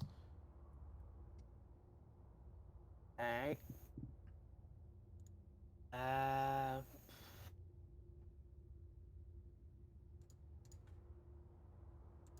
Now, Chopper can full run and get to where he wants to go, and take the spaces that it requires. But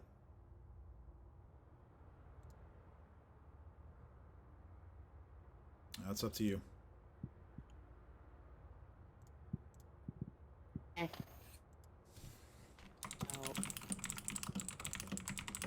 Fuck it.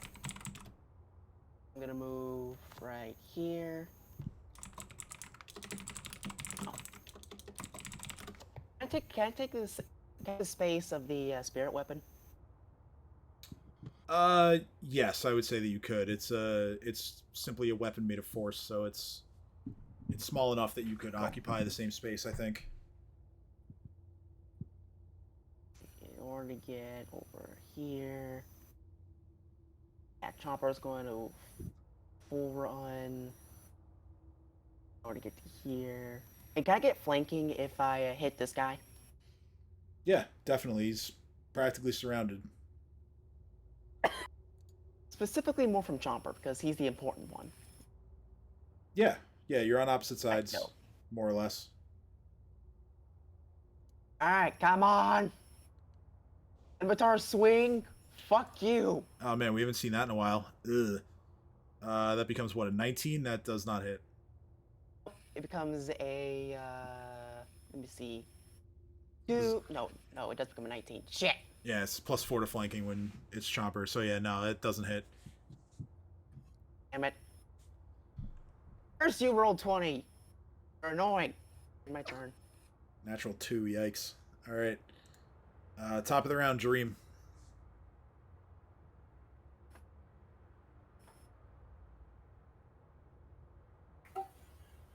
Okay.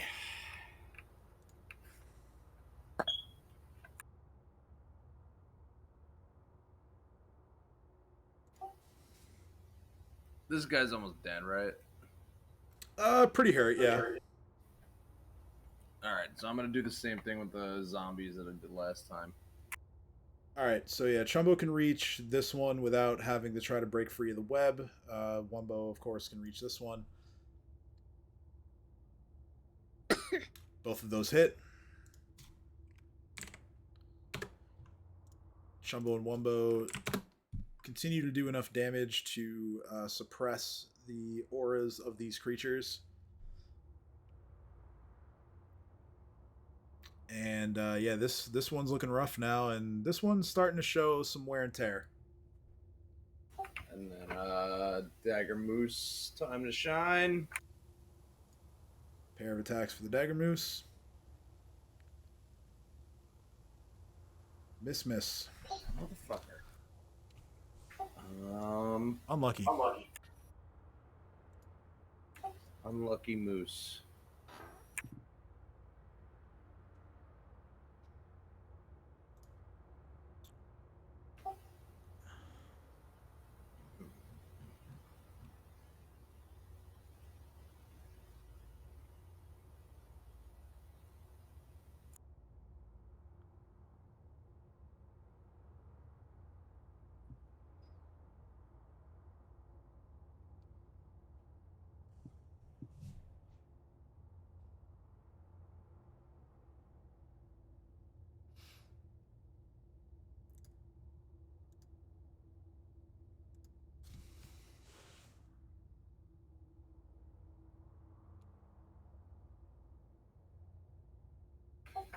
All right, I'm just gonna throw my fucking spear.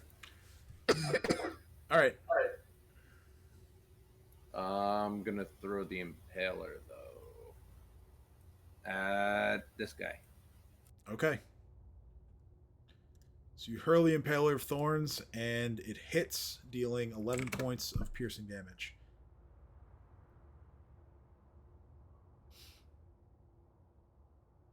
Awesome. I'll end my turn there.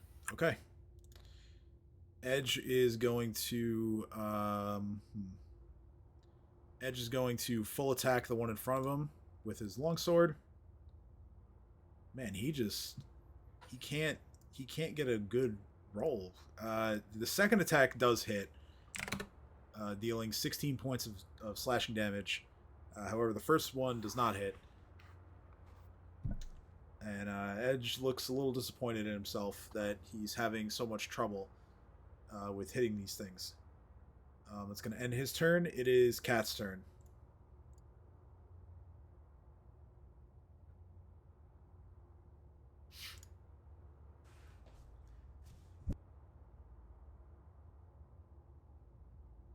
Keep trying to set 'em on fire. Fire is not working, and I'm not pleased. So how about instead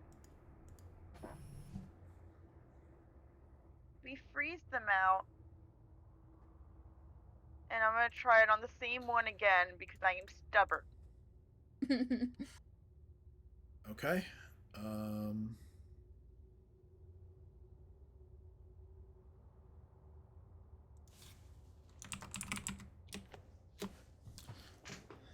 All right. So, which one is your target? Or Same one as last time. So this one Nope. then? No, right. No, This one. Right, yeah. This one. Okay.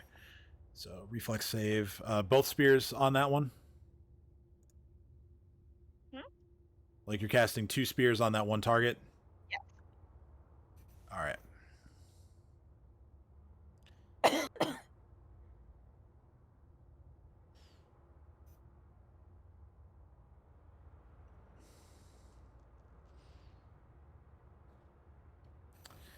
So reflex save. 13 fails. So that is doubling the damage because it's 2 spears. That is 42 points of damage.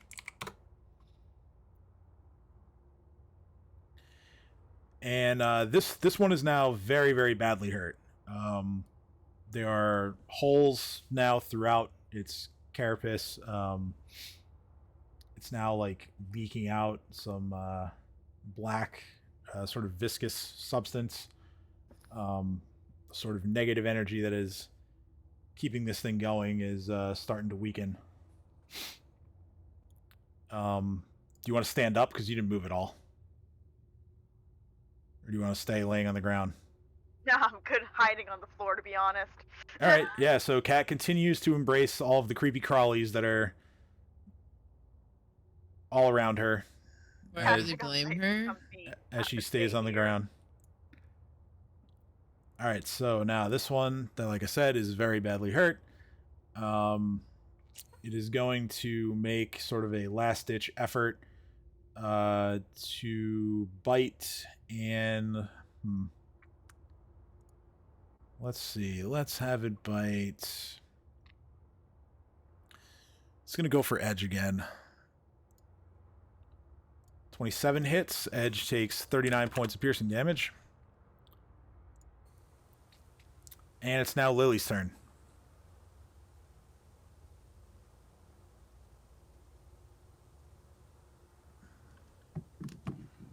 Let your Guardian of Faith help here.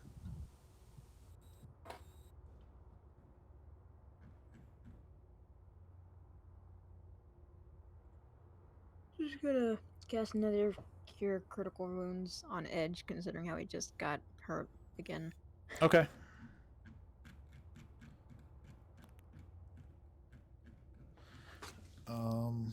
Yeah.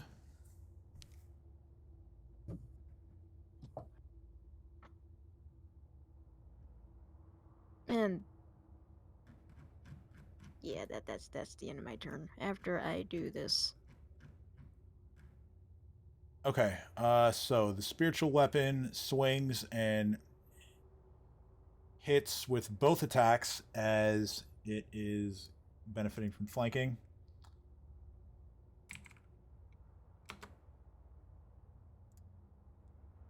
Um, 20 points of damage is actually enough to kill it. So Nice. it's another one down. Edge takes your healing and thanks you profusely for it. You're welcome. And now we move to this guy. This one is going to fire a web at Dino. 19 does not hit, as the web actually just sails over Dino's head and impacts the wall over here. Ursulin, having reloaded, is going to start firing again. She's going to shoot this one here. 3 shots. So rapid shot on. 20, 12, 18. So the first shot hits and the last shot hits. Both of them just blow open more holes in this creature's carapace. Much like the one that just died, leaving it like on its last legs, just leaking that same black fluid that you saw from the other one. And yeah, just generally leaving it in a bad way. It's going to end her turn. This one here is now going to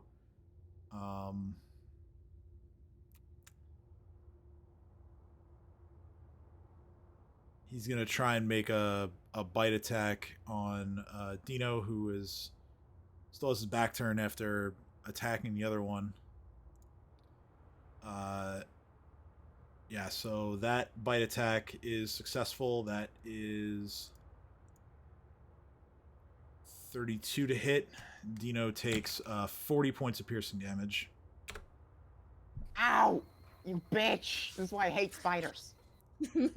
As this thing tries to take a big bite out of your leg. And that's gonna end that. It's gonna end its turn. Brings us to Cade. Hi again. So Cade, this one is still your stare target, and yeah, you're up. So Cade's gonna. This one's still my stare target, correct? Yes.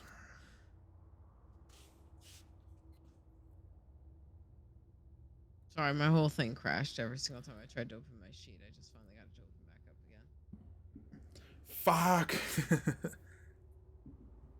This picture like Dino's voice in my head. Fuck. Fuck. I'm going to hit this one actually with a murderous command. Is the murderous command telling it laughed? No, I'm kidding. Left. All right, so yeah, you give it a murderous command to go attack its buddy. Natural 1 on the save. Now it still gets a 50-50 chance to not have to do it because it's undead, but the spell sticks. There. Anything else for your turn? No, I think I'm good where I am. All right. So, Dino, you like I said, you feel a sharp pain in your leg as this one bites you. As you turn to face it, you see that Cade has affected it with some kind of spell, and it is your turn to act. Hey, who do I hit? I say, well, I just made him go after his closest ally. So, well, his closest ally. Got it. Let's see. 5. Okay. So we move 5, so theoretically to get over there.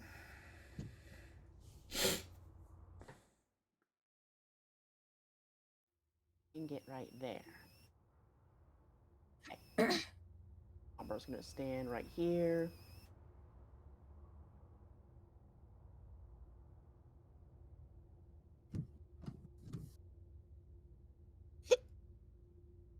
And I'm just gonna move over here.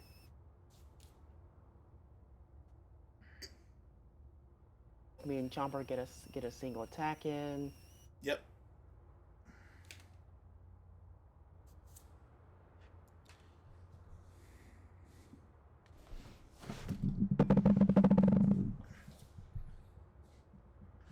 Come on, roll 20. Don't you fucking sass me now.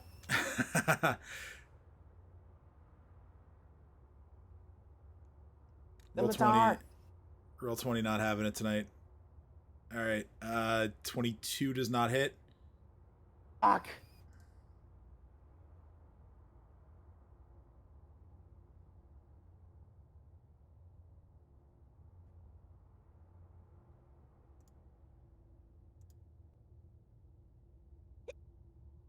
All right. Okay, yeah. I mean, it's only one attack, but yeah, 31 hits, dealing 44 points of piercing damage, and 34 is actually not enough to grab it. Oh, fuck. Of course it's not. It's never enough. Yeah, CMD scales really quickly in this game. I know. Luckily, the hit is enough to suppress the aura, so you're not subject to it. You and Chomper are both inside of it, but because Chomper's attack was as powerful as it was, it does not take effect. No. So we're back at the top. It is Dream's turn. Have not been knocking the rounds down on this thing.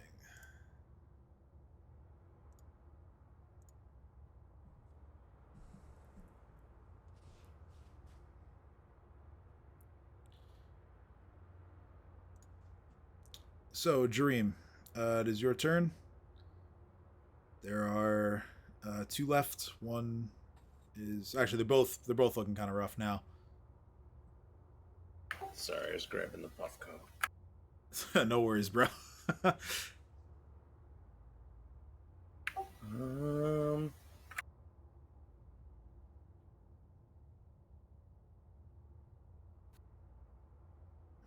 Can Chumbo jump over Kate? Chumbo is still stuck in the web, so he can make a standard action strength check to break free, and then with his move action, yeah, he can jump over Kate if he succeeds. So he wants to break free. Yeah, he has to break free first, and then he can try to jump over Kate. To break free. Okay, yeah, so I'll do that. All right, so Chumbo rolls his strength check. 12, he is a failure. He does not break loose. All right.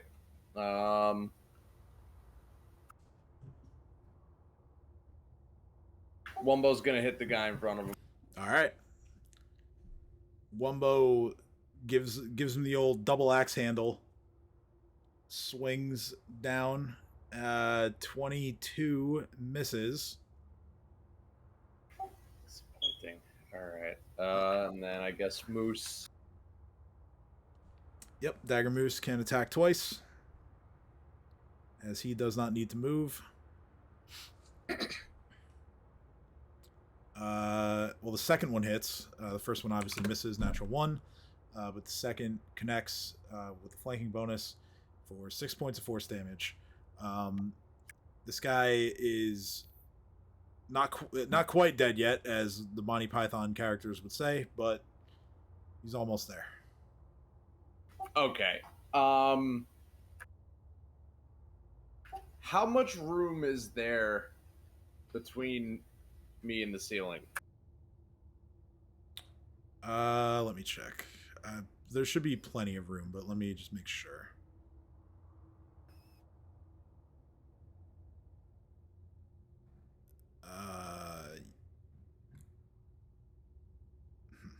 Doesn't say. So we'll go with the ceilings in here are 20 feet high. Okay. Dream's gonna fly up.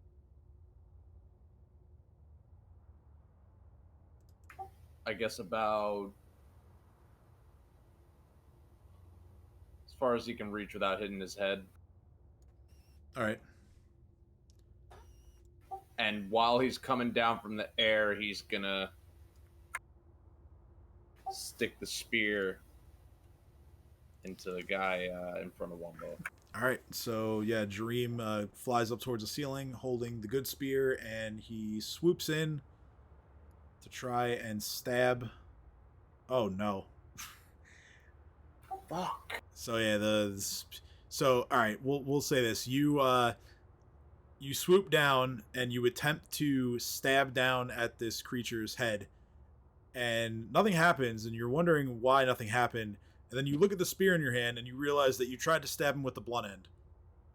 Of course. That is something I would do. All right. Edge on his turn will move to here. And he is going to make a single swing with his longsword at the one that Dream just tried to hit. And that is a hit thanks to flanking. 14 points of slashing damage is going to end that one.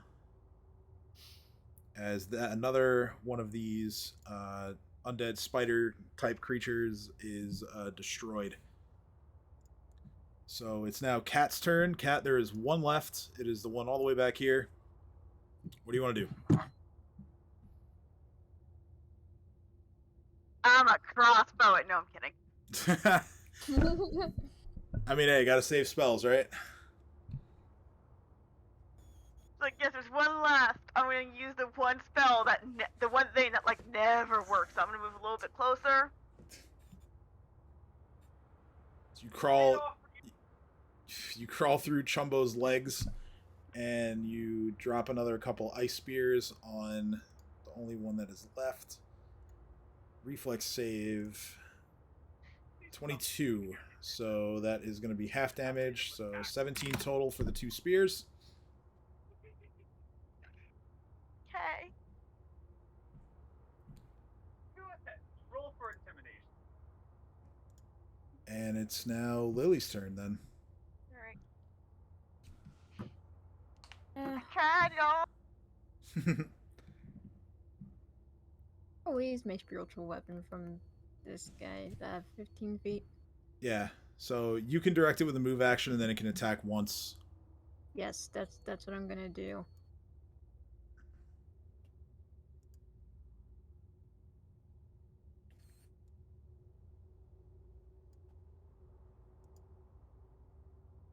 Attack. 20 misses, and now you have your standard to use. I feel like there's too many people in my way for me to try out my new light crossbow.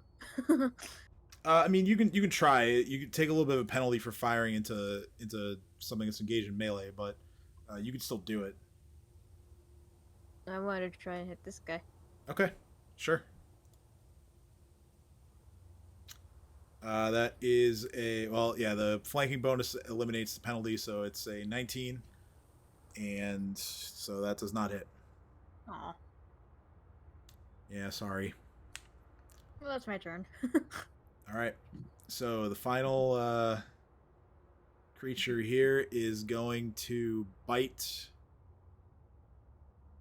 It is going to bite Chopper. Bitch. 31 to hit, and that is 39 points of piercing damage.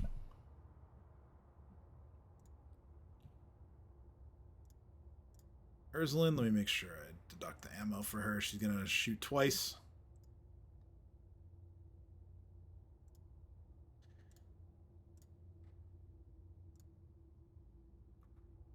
20 hits.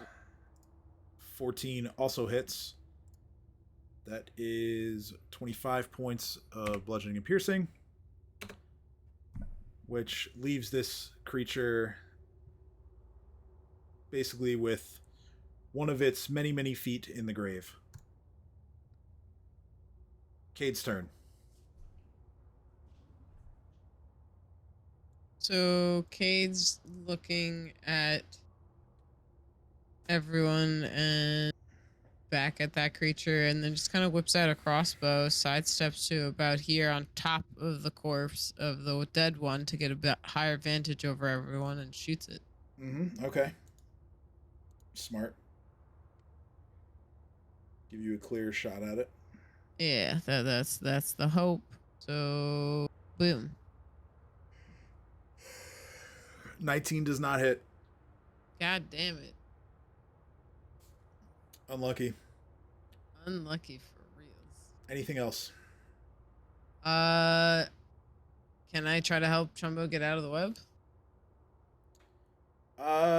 Yes. I will say that Chumbo will get a bonus on his next chance to escape because you'll be aiding him. Okay. Then yeah, that's it. All right, Dino, your turn. Ah, yeah, fuck it. This is for biting my goddamn dinosaur. Yeah, 26 hits, and that is going to do it.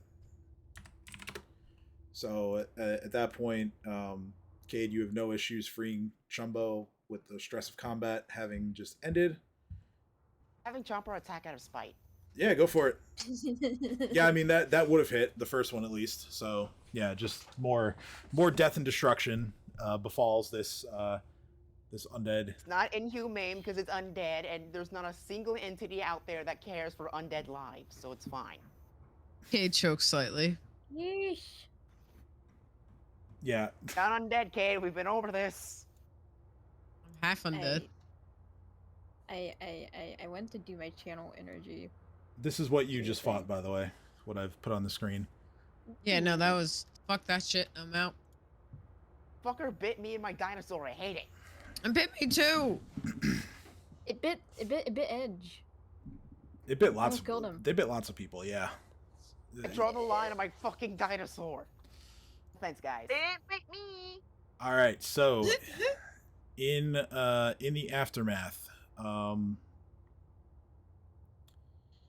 would like Dino to make a perception check. Hi, dads. And anyone else who wants to make a perception check for something different can do so. Can I get up and move closer to the web? Yeah, certainly. 24. I stand up, I move closer to the web to inspect it, and I'm gonna make a perception check. Okay, sure. I'm gonna ask Dream to move his undead companions out of the cave so I can do a group healing thing to save on spell slots.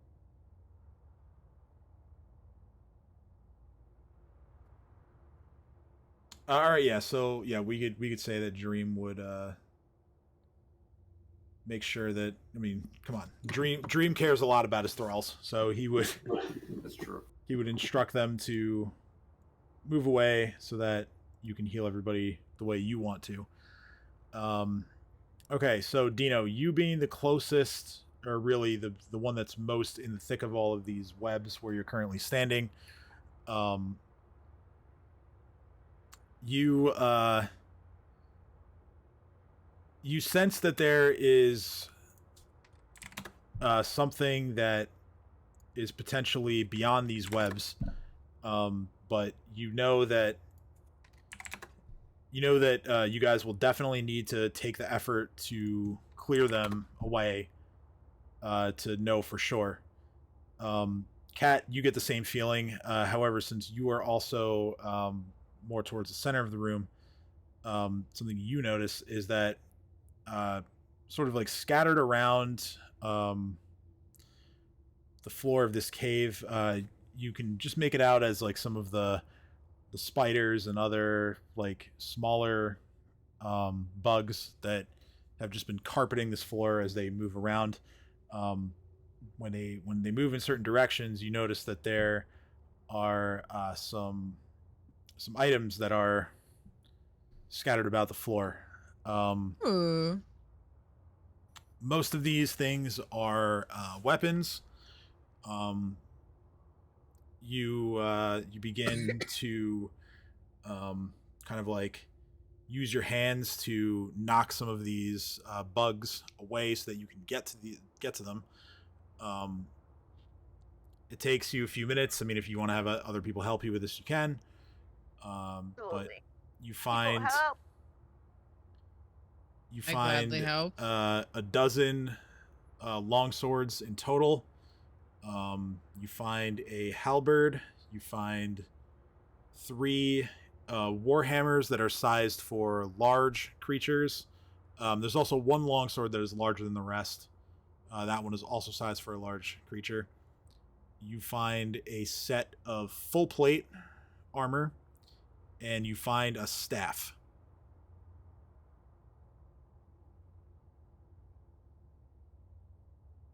Does the staff do anything?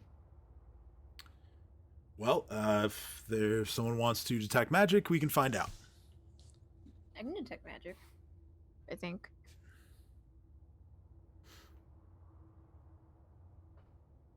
Yes, I can.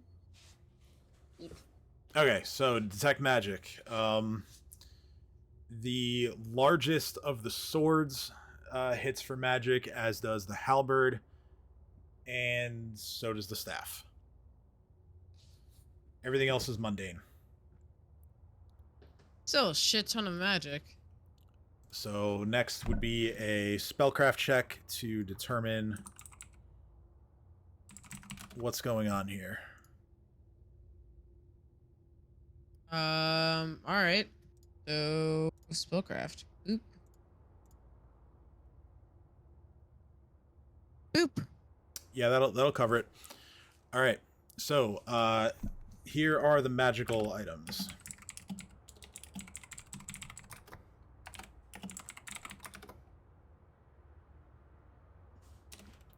So there's those, and then the staff has a spell that has been stored inside of it that is still in effect. This was done with a spell that is quite literally just called Spell Staff. It allows you to take a normally basic wooden quarterstaff and store a spell inside of it. The spell that is inside of this staff is this spell.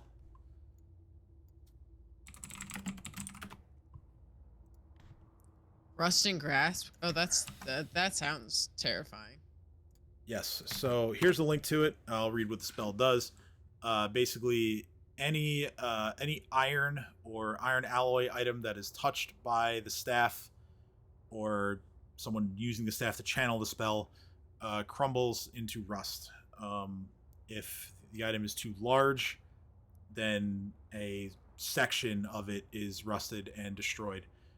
Magic items that are made of metal are immune to the spell. In combat, you can use this as a melee touch attack.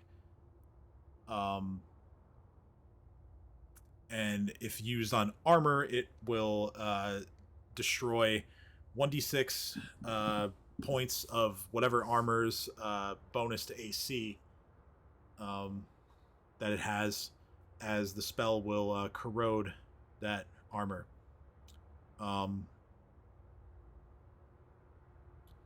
This can also be used on weapons that are in use by an opponent. If you make it succeed a melee touch attack against the weapon, if it's made of metal, it is destroyed. Again, magic weapons are immune. However, this does provoke an attack of opportunity. You also must be the one to touch the weapon. You cannot use it as a reaction to the weapon hitting you. Should you encounter a creature that is somehow made of iron in some way, like an iron golem or something to that effect, this deals 3d6 plus, let's see, caster level would be 11. 3d6 plus 11 points of damage for the successful attack against it. So that is the whole spell description.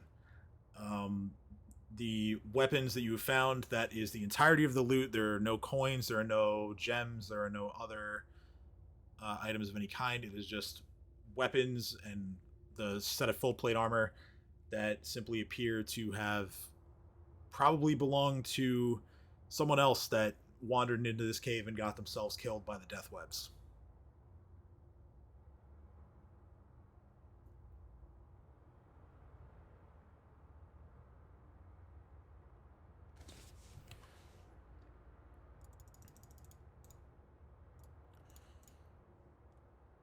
Guys, there's something important over here. I can't quite put my finger on it.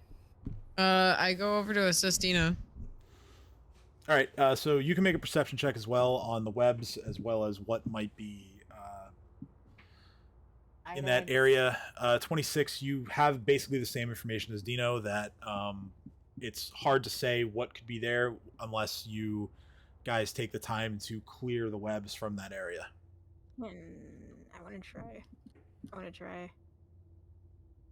I'm just gonna start chopping them off with my keen scimitar. Wait, I want to try first. You can try after the web. I want to try first. Fine. Yeah. Guidance on yourself. Okay, I will. Guidance. Ah, damn it. This is what happens when you give in to the character with a negative wisdom modifier. So Lily, you take a look at all that, and you're just like, "Yep, those are spider webs." Urslan comes walking over. I thought the +7 would help me, or the +8, whatever it's called. What do you want Urslan to do? Disagree. I'm just gonna just look around because clearly there's something here, and I don't want to start chopping them off, but we don't have to. She doesn't know anything more than you do. What about Edge? Yeah, I'll just. Alright, everyone who has a class perception, you actually come in a line, and we'll all see if we can figure it out. Edge is like, yes, Lily is right. Those are spider webs. I'm gonna. Did I already roll for spider webs, or can I roll again?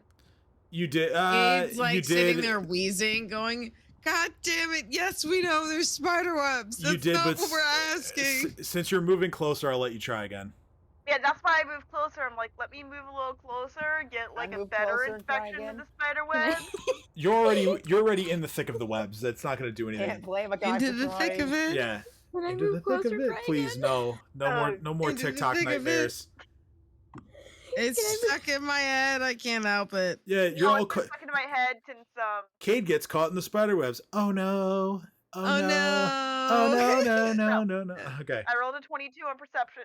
Yeah, same information. Like you're simply not, with all these rolls, you guys simply don't know what the webs may or may not be concealing. So I spoke to what I saw earlier about this little guys and the thing, but all I saw is okay, everyone grab a sword and stop chopping. Can I try again if I move closer? I'm gonna just start chopping. Setting the spider webs on fire. Start chop. Yeah, chopping. go ahead and start lighting things on fire, chopping the webs, whatever you. Lily wants to really make sure these are spider webs, so go ahead and roll again, as your friends begin to. So I roll a spontaneous Damn immolation. Yes, just as you suspected, they are spider webs. I'm just gonna start chopping them down. So yeah, Cat casts another spell to start lighting some of the spider webs on fire. Dino and Edge will utilize their slashing weapons to take care of as much of it as they can. Can I use my scythe? Did it work? Can I use my scythe? Yeah, you use your sickle, scythe, whatever it is that you have. Did it work? Did they set on fire? Oh yeah. Yeah, they do catch on fire. Yeah. Cat's gonna call everybody back like, yo, there's a fire. Maybe you should step away from the spider webs. I don't know how flammable this shit is. Okay, so well, yes, they do catch and they are flammable as they are very easily immolated, being spider webs. So yeah, it would be advisable for your friends to back away. So before she does it, Cat shouts, "I'm gonna start a fire. Get out of the way!" The webs are pretty thick, so it does take a little bit of time to clear completely. We'll say it takes about 5 minutes. I'm just operating off of the damage that you rolled for the most part. So yeah, it takes a few minutes, but eventually the webs are clear. And now we can all roll perception again, because I'm sure you want to know what's going on now that the webs are clear. So Yes. have at it. I know the webs are clear. Yes, you do know the webs are clear. Lily also knows the webs are clear. Cade, Dino, and Jareem notice that there is a... Hold on, let me get my words right here. I have horrible perception, apparently. Ah, yes. There is... Right here is something that you have all grown to love in your time adventuring together. Let's see if anyone can guess what it is. Secret tunnel. Secret tunnel. Yes, there is a secret tunnel that leads further to the north. Let me see if there's any kind of like... Oh, there is dynamic lighting thing here. And the campaign finally ends. We need to end it with us all singing "Secret Tunnel" together. Oh yeah, we can totally do that. Secret tunnel. All right. I forgot how the rest of it goes, but then I know it ends. They die. All right. So, I think we'll end here for the night, just because Leah went to bed a while ago, and I don't want to like put you guys into anything new unless everybody's here. So we'll stop here for the night. But as promised, important order of business. You guys have reached 12th level. Yeah. So nobody has to make any decisions now unless you want to. Those of you who already know what you want to do, if you want to roll your hit points, we can do that. I don't know if some of you plan on multi-classing, and those that have already, I don't know what class you want to go into. I mean, I can make assumptions, but I don't want to do that. So Maximum druid.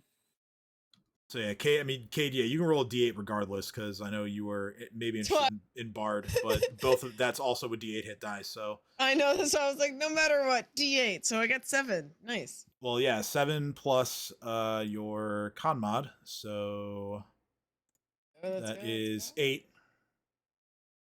I feel like by now I should know what it is I roll. I feel like I roll a D6. D6, yes. Okay.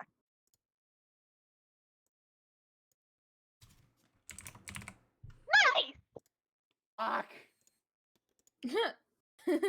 Alright, so Cat gets... Such very different responses. 6 and 3 is 9.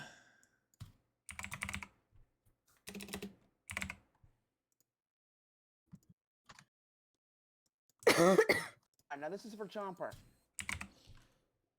Oh, right, yeah, Chomper gets a hit die this level, too. You roll 20. Heh. That's usually what happens to me. Don't fucking laugh at me. We're a team. I laughed because that's usually me. Ooh. That reminds me, I need to go to the store and get some D10s and D12s. Dino. Alright, so Dino rolls that. Alright, Lily gets a D6 as an oracle. Did I just type in RD6? / roll D6. And then, Rob, you get a D8 no matter what. So, both your classes are D8s, so you can roll yours as well, I guess. Reroll ones. No, reroll ones. Alright, so 4 for Jareem plus 2 is 6. Dino, you're not the only one with bad luck. 2 for Lily plus 3 is 5. Is Oracle's a D6? Yeah, Oracles gets a D6. Oh damn. You know you're not the only one with bad luck. A very big difference between having the healer having a bunch of health, having my fucking dinosaur have a lot of health. What you gotta remember about oracles is that they're basically just divine sorcerers. So yeah, they get a D6 first. And I'm apparently just a wizard with a trust fund. Alright, let's calculate this shit because Chopper has the tough feat, thank God, I keep forgetting. Well, yeah, that just means you get an additional +1 hit point for every hit die you have. What can take after a bullshit roll like that? I want to re-roll. Do you want to re-roll?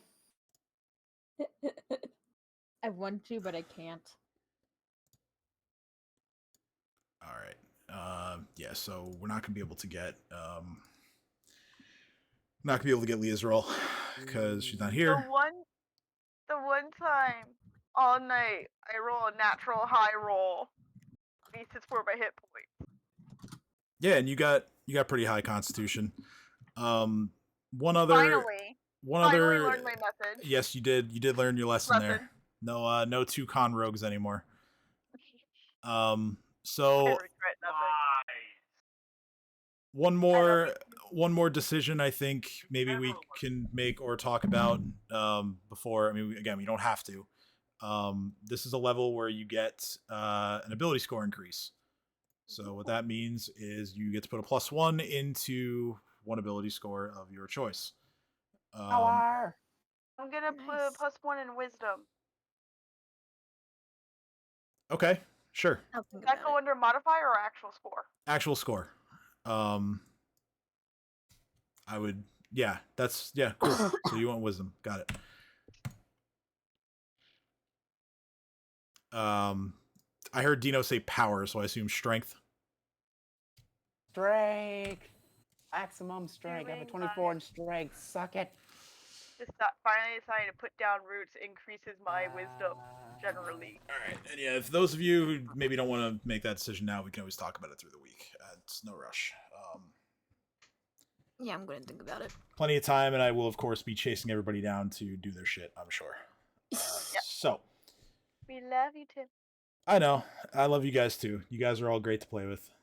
We're still pains in the asses, but we're adorable pains in the asses. Yeah, we is too many people. I love you guys. Very endearing. I love you guys, so I put up with it. If everyone would like to have children, DM a game. Yeah, or be me and own 2 Bernese Mountain Dogs. They're basically children. So yeah, they are. My German Shepherd's basically like a giant toddler. Very big, 100-pound children. Fucking Same. Meatball children. Yeah. But yeah. You guys are sitting here begging us for meat without eating breakfast. Yeah, sounds about right. Sounds about right. AC of 30. Let's go. Hell yeah, dude. Alright, y'all, I'm gonna get off. I'll get into the sign off here. So yeah, good first session back after such a long break. I'm definitely already looking forward to next week, as you guys may or may not have an inn beneath the fortress now. We'll have to see where this tunnel leads, but we'll find out what goes there next Thursday. And until then, have a good night. Maybe we'll